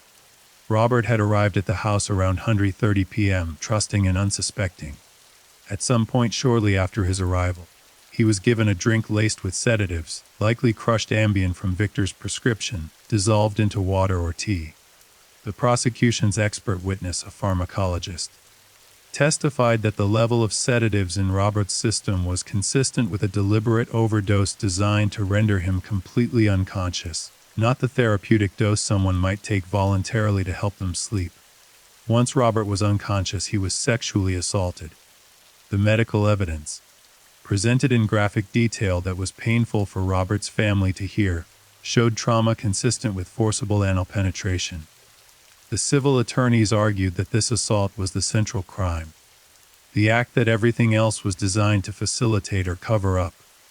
Whether all three men participated in the assault or whether one acted, while the others watched or waited, remained unclear. But the evidence suggested that all three were aware of what was happening. At some point during or after the assault, a decision was made to kill Robert.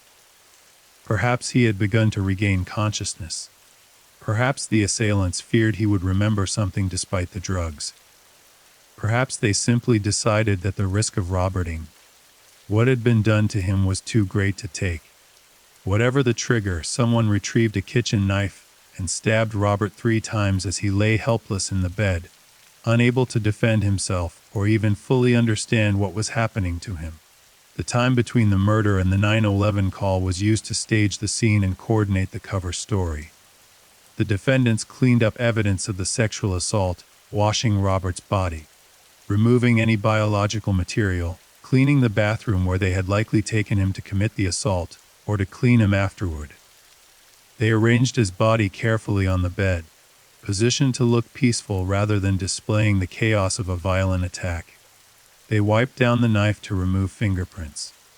They opened the back door to create the appearance of an intruder's escape route. Then they called 911 with their fabricated story of an unknown intruder who had somehow entered their locked home, killed their guest, and vanished. They maintained this story through all the police interviews, through the criminal investigation, through the trial, and even now in the civil proceedings. They had chosen their narrative and were sticking to it, regardless of how implausible it seemed or how much pain it caused Robert's family. The civil jury heard all of this evidence and argument. They saw the crime scene photos, read the autopsy reports, listen to expert witnesses explain why the intruder story was impossible. And unlike the criminal jury, they also heard about the defendant's refusal to answer basic questions about what happened that night. When asked in deposition, "Did you kill Robert 1?" each defendant invoked the Fifth Amendment. When asked, "Did you see who killed Robert 1?" they invoked the Fifth Amendment. When asked, "Did you clean up the crime?" Fifth Amendment. In November 2011, after several weeks of trial, the civil jury returned its verdict. They found that Joseph Price, Victor Zaborski, and Dylan Ward were liable for Robert 1's wrongful death. The jury concluded that it was more likely than not that the defendants had caused Robert's death and had conspired to cover it up. They awarded damages of $21.5 million to Robert's estate and to Catherine 1. It was a form of justice, but a hollow one. The monetary award would likely never be fully collected. The defendants could declare bankruptcy, shield assets, or simply refuse to pay. More importantly, no amount of money could bring Robert back or undo the trauma of his death. The verdict was meaningful primarily as a formal acknowledgement that the defendants were responsible, a conclusion that a jury of their peers had reached based on the evidence. Catherine released another statement after the civil verdict. This verdict confirms what we have known all along, that Joe Price, Victor Zaborski, and Dylan Ward are responsible for Robert's death. While they may have escaped criminal conviction, they cannot escape the truth. A jury has determined that they caused Robert's death, and that finding will follow them for the rest of their lives. The three men issued a brief statement through their attorneys, expressing disappointment with the civil verdict, but maintaining their innocence. They noted that they had been acquitted in criminal court of all charges, and that the lower standard of proof in civil court did not change the fact that they had done nothing wrong.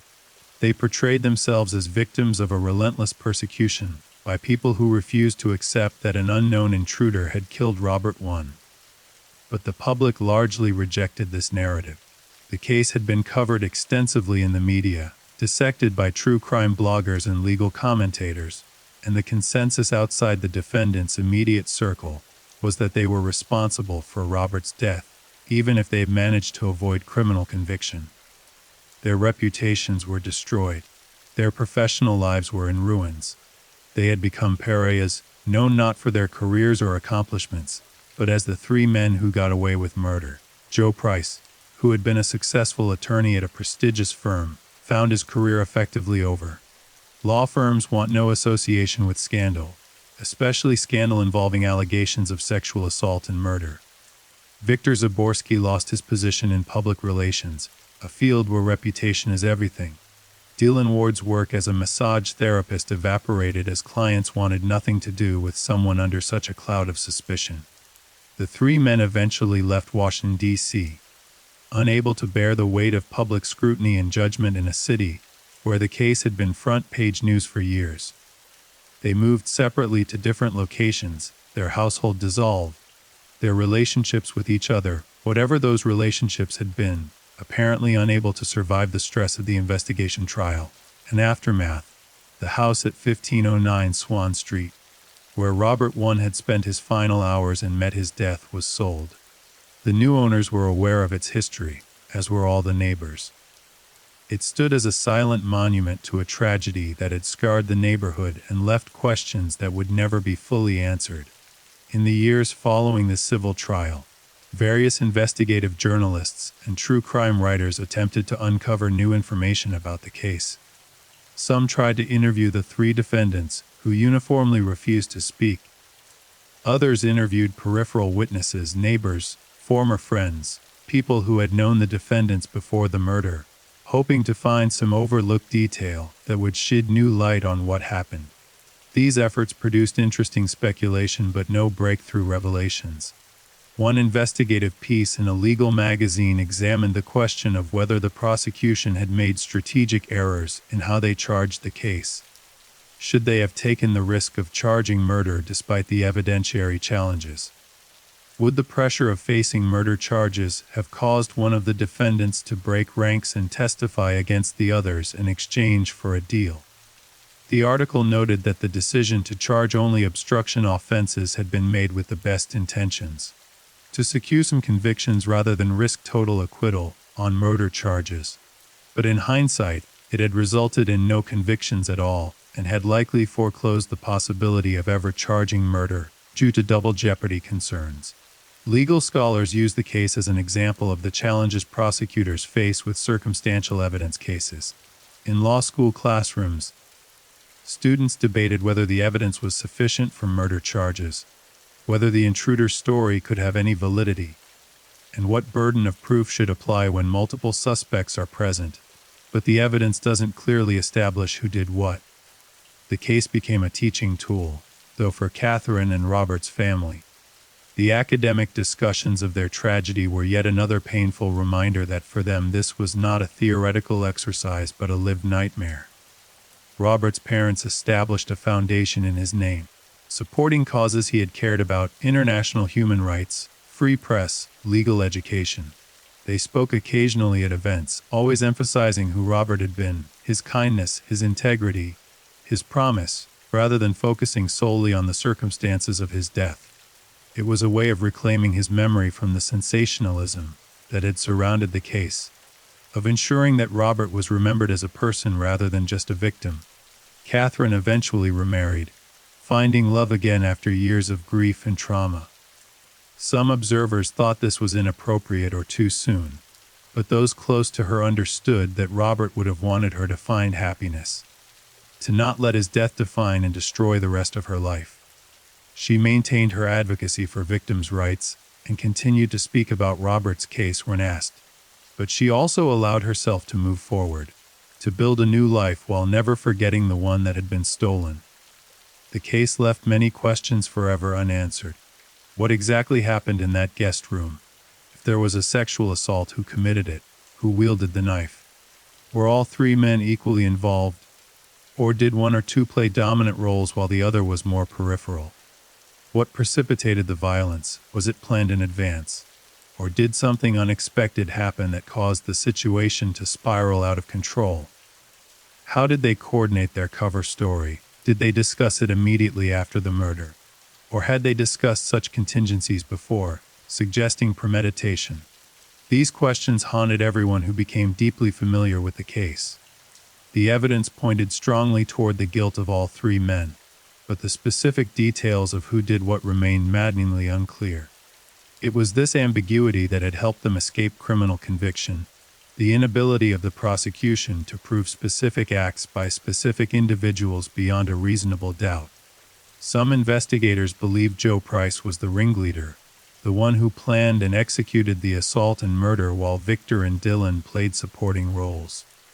Others thought Dylan might have been more involved than he appeared, that his quiet demeanor masked a darker reality. Still others believed all three were equal participants, that the household dynamics involved shared participation in extreme activities, and that Robert had been victimized by all three acting in concert. The truth, known only to Joe Price, Victor Zaborski, and Dylan Ward, remained locked away behind their wall of silence.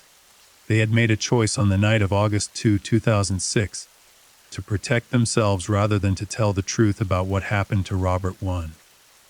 That choice had defined the rest of their lives, turning them into pariahs and subjects of endless speculation and judgment. But it had also allowed them to avoid prison, to escape the ultimate legal accountability for their actions.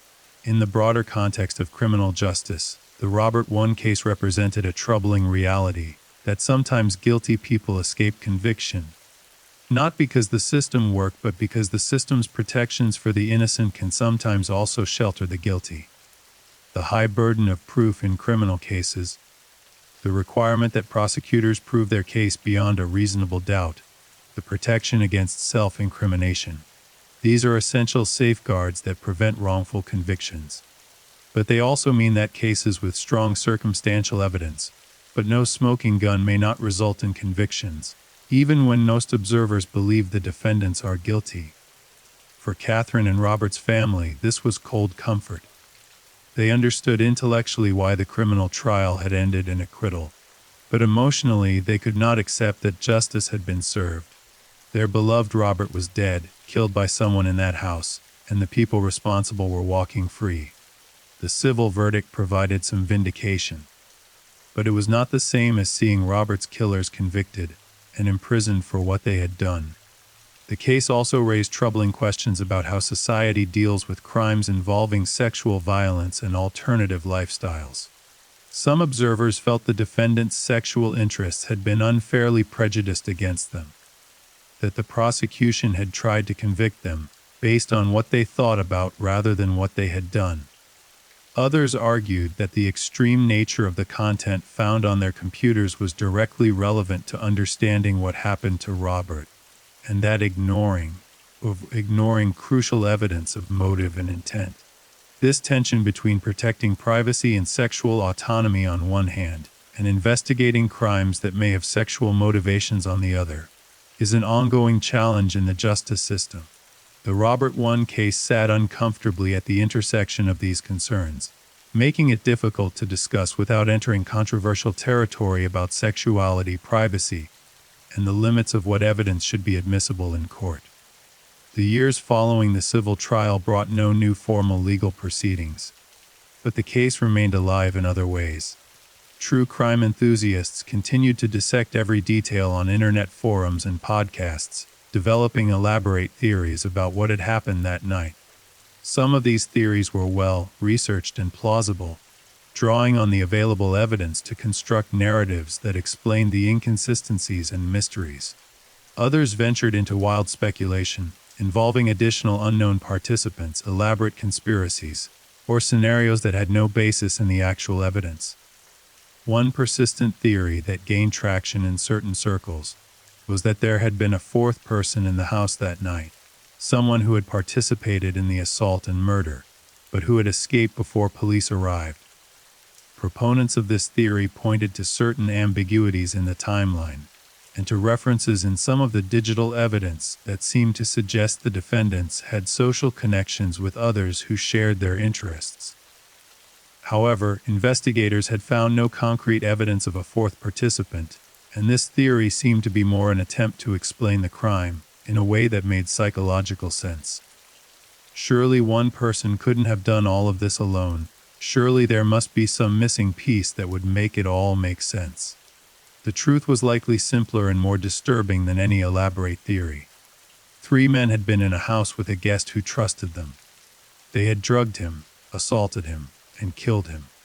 Then they had staged a cover-up and maintained their lies with remarkable discipline. It was a crime of opportunity impulse, and then calculated deception. Nothing about it required a complex conspiracy or hidden participants. It required only the moral failure of 3 individuals who chose their own interests over truth, over justice, over basic human decency. Detective Diane Durham, who had led the investigation from the beginning, retired from the Metropolitan Police Department several years after the civil trial concluded. In her retirement interviews, she spoke candidly about the Robert I case, which she described as the most frustrating of her career. She remained convinced of the 3 defendants' guilt and expressed regret that the criminal case had not resulted in convictions. When asked if she thought justice had been served, she was blunt: no. Robert I was murdered, and his killers are free. That's not justice. But we did everything we could with the evidence we had, and sometimes in this job your best isn't enough. Durham also spoke about the emotional toll the case had taken on her and her team. They had worked tirelessly for years, conducting hundreds of interviews, analyzing every piece of evidence, building what they believed was a solid case. To see it end in acquittal had been devastating. But she emphasized that her greatest sympathy was for Catherine I and Robert's family, who had suffered a loss that could never be remedied, and who had been denied the closure that a conviction might have provided. The medical examiner who had conducted Robert's autopsy also spoke publicly about the case years later, during a presentation at a forensic pathology conference. She used the case as an example of the challenges of determining cause and manner of death when a body has been tampered with post-mortem. The staging of Robert's body, the cleanup of the crime scene, and the time elapsed before medical examination had all complicated the forensic analysis. She noted that while the stab wounds were clearly the cause of death, understanding the full context of what happened, the drugging, the possible assault, the precise sequence of events, had been made far more difficult by the defendant's efforts to obscure the evidence. Catherine I continued her advocacy work, becoming a voice for other victims' families navigating the criminal justice system. She spoke at conferences about the challenges families face when crimes go unprosecuted or when defendants are acquitted despite strong evidence of guilt. She pushed for reforms that would give victims' families greater participation in the justice process and for changes to evidentiary rules that sometimes prevented relevant information from being presented to juries. In one particularly moving speech at a victims' rights conference in 2015, Catherine spoke about the long journey from grief to advocacy. When Robert was killed, "I thought my life was over too," she said, her voice steady despite the emotion of the topic. "I couldn't imagine going on without him. Couldn't imagine finding meaning in a world that had been so cruel to someone so good. But over time I realized that Robert would want me to live, to find purpose, to make something positive come from even this terrible tragedy. So I've tried to honor his memory by helping others, by fighting for justice not just for Robert but for all victims whose cases are difficult or controversial or complicated." She continued, "I will never have complete closure. I will never know exactly what happened in that house on August 2, 2006. I will never hear the 3 men who were there admit what they did. But I have found a way with that uncertainty, to accept that some questions will never be answered in this life. What I cannot accept, and what I will fight against for as long as I have breath, is a system that allows people to commit terrible crimes and then hide behind legal technicalities and maintain silence to escape accountability." Her words resonated with many in the victims' rights community, who had experienced similar frustrations with the justice system.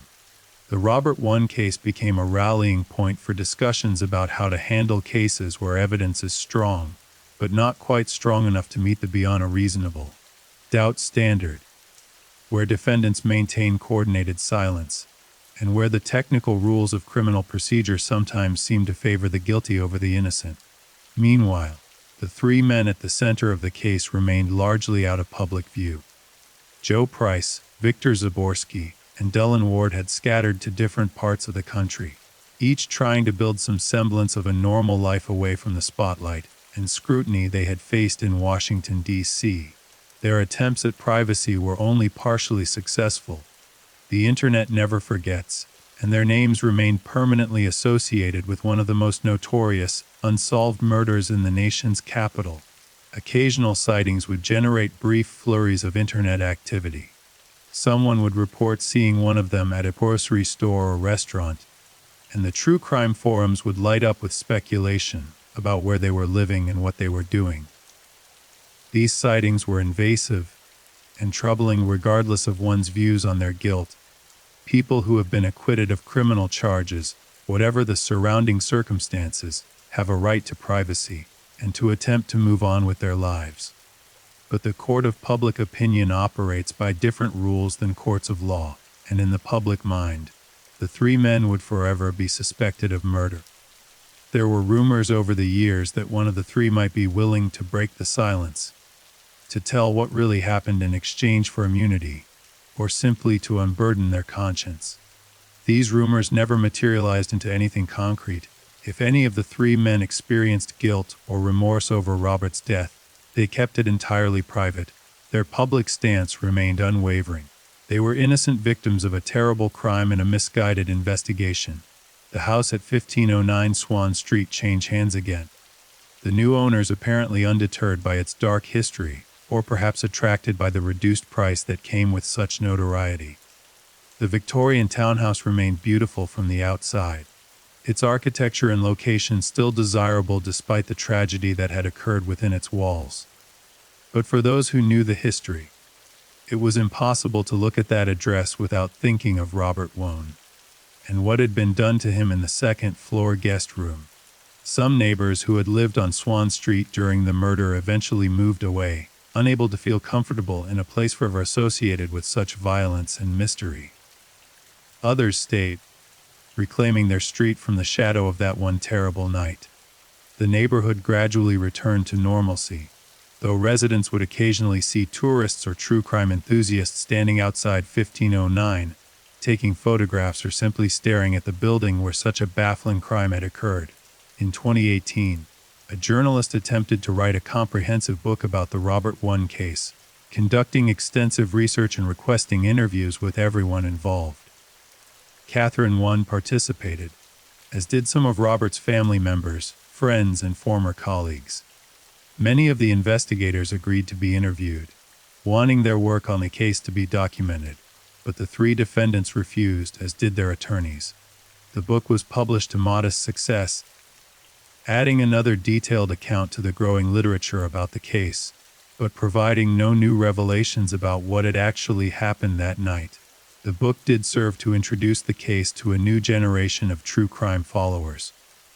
Younger readers who had been children or not yet born when Robert was killed discovered the case through this book, and through the podcasts and YouTube videos that followed. The case's enduring appeal came from its combination of elements: the victim who seemed to have no enemies, the impossible intruder story, the circumstantial evidence pointing clearly toward the defendants, the criminal acquittal despite strong evidence, and the lingering mystery of exactly what happened and why. Robert's parents, who had aged visibly under the strain of their son's death and the long quest for justice, eventually reached a point of exhausted acceptance. They would never stop loving Robert, would never stop wishing things had been different, would never forgive the people they believed had killed their son. But they also recognized that the formal legal processes had run their course. There would be no more trials, no more verdicts, no more chances for the criminal justice system to deliver what they considered real justice. They focused their remaining energy on maintaining Robert's memory, through the foundation they had established and through quieter, more personal forms of remembrance. In interviews given near the end of their lives, both of Robert's parents expressed similar sentiments. They were grateful for the time they had with their son, grateful for the person he had become, grateful for the joy he had brought to their lives and to the life of his wife. They wished the world had been different. Wished Robert had chosen to drive home to Oakton that night instead of staying with Joe Price. Wished they could have protected their son from the danger he had walked into unknowingly. But they also expressed a quiet faith that truth has a way of emerging eventually, that justice in the cosmic sense extends beyond courtrooms and verdicts, and that those who do wrong ultimately face consequences even if human legal systems fail to impose them. The question of why Joe Price, Victor Zaborsky, and Dylan Ward have never told the truth about what happened remained a subject of endless speculation. Some psychologists who studied the case suggested that the three men might have convinced themselves of their own innocence through years of repetition of their story. Human memory is malleable, and people who tell the same lie consistently over many years sometimes begin to believe it themselves, at least on some level. The cognitive dissonance of knowing they were guilty, while presenting themselves as innocent, might have been resolved by genuine self-deception. Others suggested a more calculating explanation, that the three men understood that maintaining their story was their only viable option. Admitting the truth would expose a potential renewed prosecution for murder, to civil liability beyond what had already been imposed, to complete social ostracism, and to their own psychological reckoning with what they had done. Better to live with the lie, to maintain the fiction of innocence, than to face the full consequences of honesty. There was also the possibility that loyalty or fear kept them silent. If one had been the primary perpetrator, while the others played lesser roles, those others might fear retaliation, or might feel a misguided sense of loyalty that prevented them from telling the truth. Alternatively, if all three were equally culpable, mutual assured destruction might keep them bound together in their shared lie. If one broke, all would fall, so none could afford to break. The impact of the case extended beyond the immediate participants to broader discussions about justice, truth, and accountability. Legal scholars continue to debate the case in academic papers and conferences. What burden of proof should apply when circumstantial evidence strongly suggests guilt, but doesn't provide the kind of clear, direct evidence that makes conviction certain? How should the justice system handle cases where multiple suspects are present, but evidence doesn't clearly distinguish between them? What rights do victims' families have to know the truth about what happened to their loved ones? And how should those rights be balanced against defendants' rights to remain silent? These questions had no easy answers, and the Robert I case illustrated why they remained contested. The system had worked exactly as designed. Defendants were presumed innocent. The prosecution had to prove its case beyond a reasonable doubt, and when that burden wasn't met, acquittal followed. But the result felt like a failure of justice to most observers. A technical victory for the defendants that didn't align with moral truth or with what the evidence suggested had actually occurred. The role of sexual orientation in the case also sparked difficult conversations. Some in the LGBTQ community felt that the prosecution had relied on prejudice and stereotypes about gay men to build its case, that the defendants' sexual interests had been unfairly sensationalized and used to paint them as deviant and dangerous. They argued that straight defendants with similar interests in BDSM or other alternative sexual practices wouldn't have faced the same kind of scrutiny and judgment. Others countered that the defendants' sexual interests were relevant, not because they were gay but because the specific content found on their computers related directly to the kind of crime that appeared to have been committed against Robert.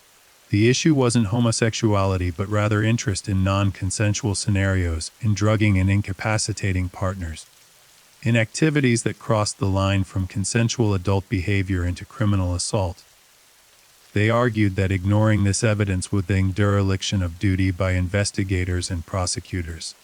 This tension reflected broader societal debates about how to discuss crimes involving sexuality, without resorting to prejudice, while also not ignoring relevant evidence, simply because it involves sexual behavior. The Robert I case sat uncomfortably in the middle of these debates, making it difficult to discuss fully without touching on sensitive issues of privacy, prejudice, and the boundaries between private sexual interests and criminal conduct. As the years passed and the case receded from immediate public attention, it took its place in the annals of famous unsolved murders, unsolved not because investigators didn't know who was responsible, but because the evidence wasn't sufficient to secure criminal convictions. It joined cases like the John Bennett Ramsey murder and others where strong suspicion focused on specific individuals who were never successfully prosecuted. For the true crime community, the Robert I case remained a source of endless fascination and frustration. Every detail had been analyzed countless times. Every piece of evidence had been debated. Every theory had been proposed and picked apart. Yet the central mystery remained: what exactly happened in that guest room, and why? The broad outlines seemed clear, but the specific details were locked away in the memories and consciences of three men who would not speak. In 2023, nearly 17 years after Robert's murder, there were no new developments in the case. No deathbed confessions, no new evidence coming to light, no breakthrough forensic technology that shed new light on old evidence. The case was cold not in the sense that investigators had given up, but in the sense that there was simply nowhere left to go. Every avenue had been explored. Every lead had been followed. The evidence was what it was, and it had proven insufficient for criminal conviction even if it convinced most observers of the defendant's guilt. Catherine I, now in her 50s, had built a full life in the years since Robert's death. She had remarried, pursued her career, maintained friendships, and found joy and meaning despite the tragedy that had marked her 30s. But Robert was never far from her thoughts. She kept his photograph in her home, spoke of him when asked, and continued to honor him through her advocacy work. The pain had dulled over time. 17 years provides enough distance that the sharpest edges of grief become more manageable, but it never entirely disappeared. How could it, when the fundamental questions about his death remained unanswered and his killers remained free? She occasionally received emails or messages from people who had recently discovered the case and wanted to express their sympathy or share their theories about what happened. She responded graciously when she had the energy to do so, always grateful that people still cared about Robert and about justice. But she had long since learned that theories and speculation, however well-intentioned, didn't bring her any closer to the truth or to closure. On the anniversaries of Robert's death, Catherine would take time to remember him privately. Not the victim of a terrible crime, but the man she had loved, the husband she had lost. She would think about the life they had planned together, the children they might have had, the growing old together that had been stolen from them. And she would think about how different everything might have been if Robert had made the simple choice to drive home to Oakton that night, instead of accepting Joe Price's offer to stay over. That single decision, made for completely innocent and practical reasons, had cost Robert everything. It was the randomness of it that remained so haunting. Robert had done nothing wrong. He hadn't put himself in danger knowingly. He hadn't engaged in risky behavior or associated with dangerous people. He had simply stayed at a friend's house, just as millions of people do every day without incident, and he had been murdered for it. The cosmic injustice of Robert's death, a good man killed for no reason that made moral sense, by people he trusted, resonated with something fundamental about human fear and vulnerability.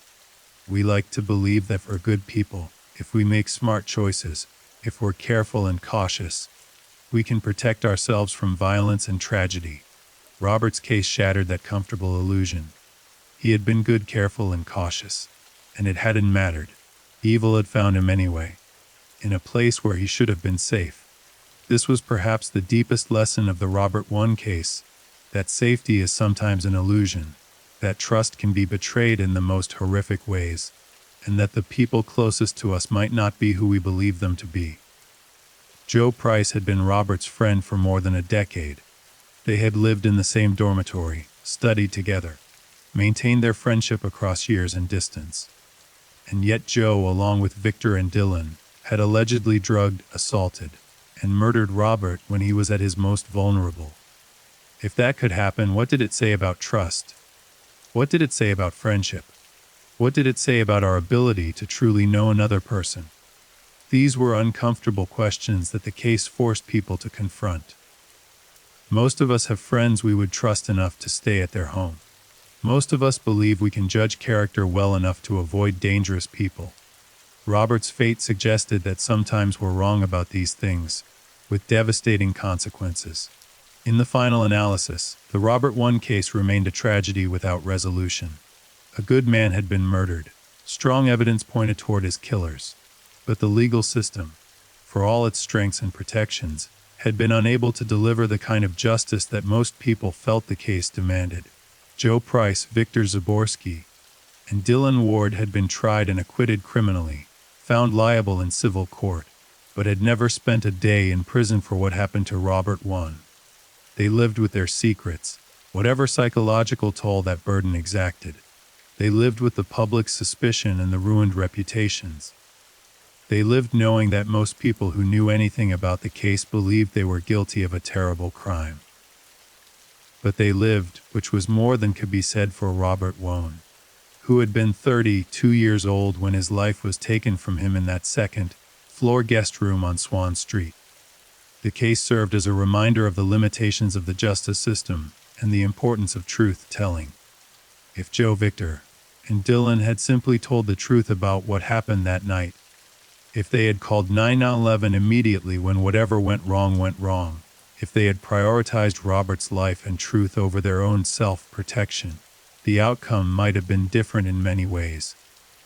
There might have been criminal liability, yes, but there also might have been the possibility of understanding, of eventual redemption. Instead, they chose lies. They chose a cover-up. They chose to protect themselves at the cost of justice for Robert and peace for his family. And that choice, made in the hours after Robert's death, and maintained rigidly for 17 years and counting, defined them more thoroughly than any other aspect of their lives. Whatever they had been before August 2, 2006, whatever accomplishments or positive qualities they might have possessed, all of that was overshadowed by their decision to lie about a murder. Thank you for listening to this deep dive into the Robert 1 case. It's a story that offers no satisfying resolution, no clear answers, no moment of justice that makes everything right. It's a story about a senseless tragedy, about evil disguised as friendship, about a legal system that sometimes fails to deliver what we consider justice. If you've been moved by Robert's story, I encourage you to reflect on the preciousness of life, the importance of truth, and the value of the people we love. Robert 1 was taken from this world far too soon, in circumstances that should never have occurred. His memory deserves to be honored not just by seeking justice, but by living the kind of good, honest, meaningful life that he would have continued to live if given the chance. Good night, everyone. Stay safe.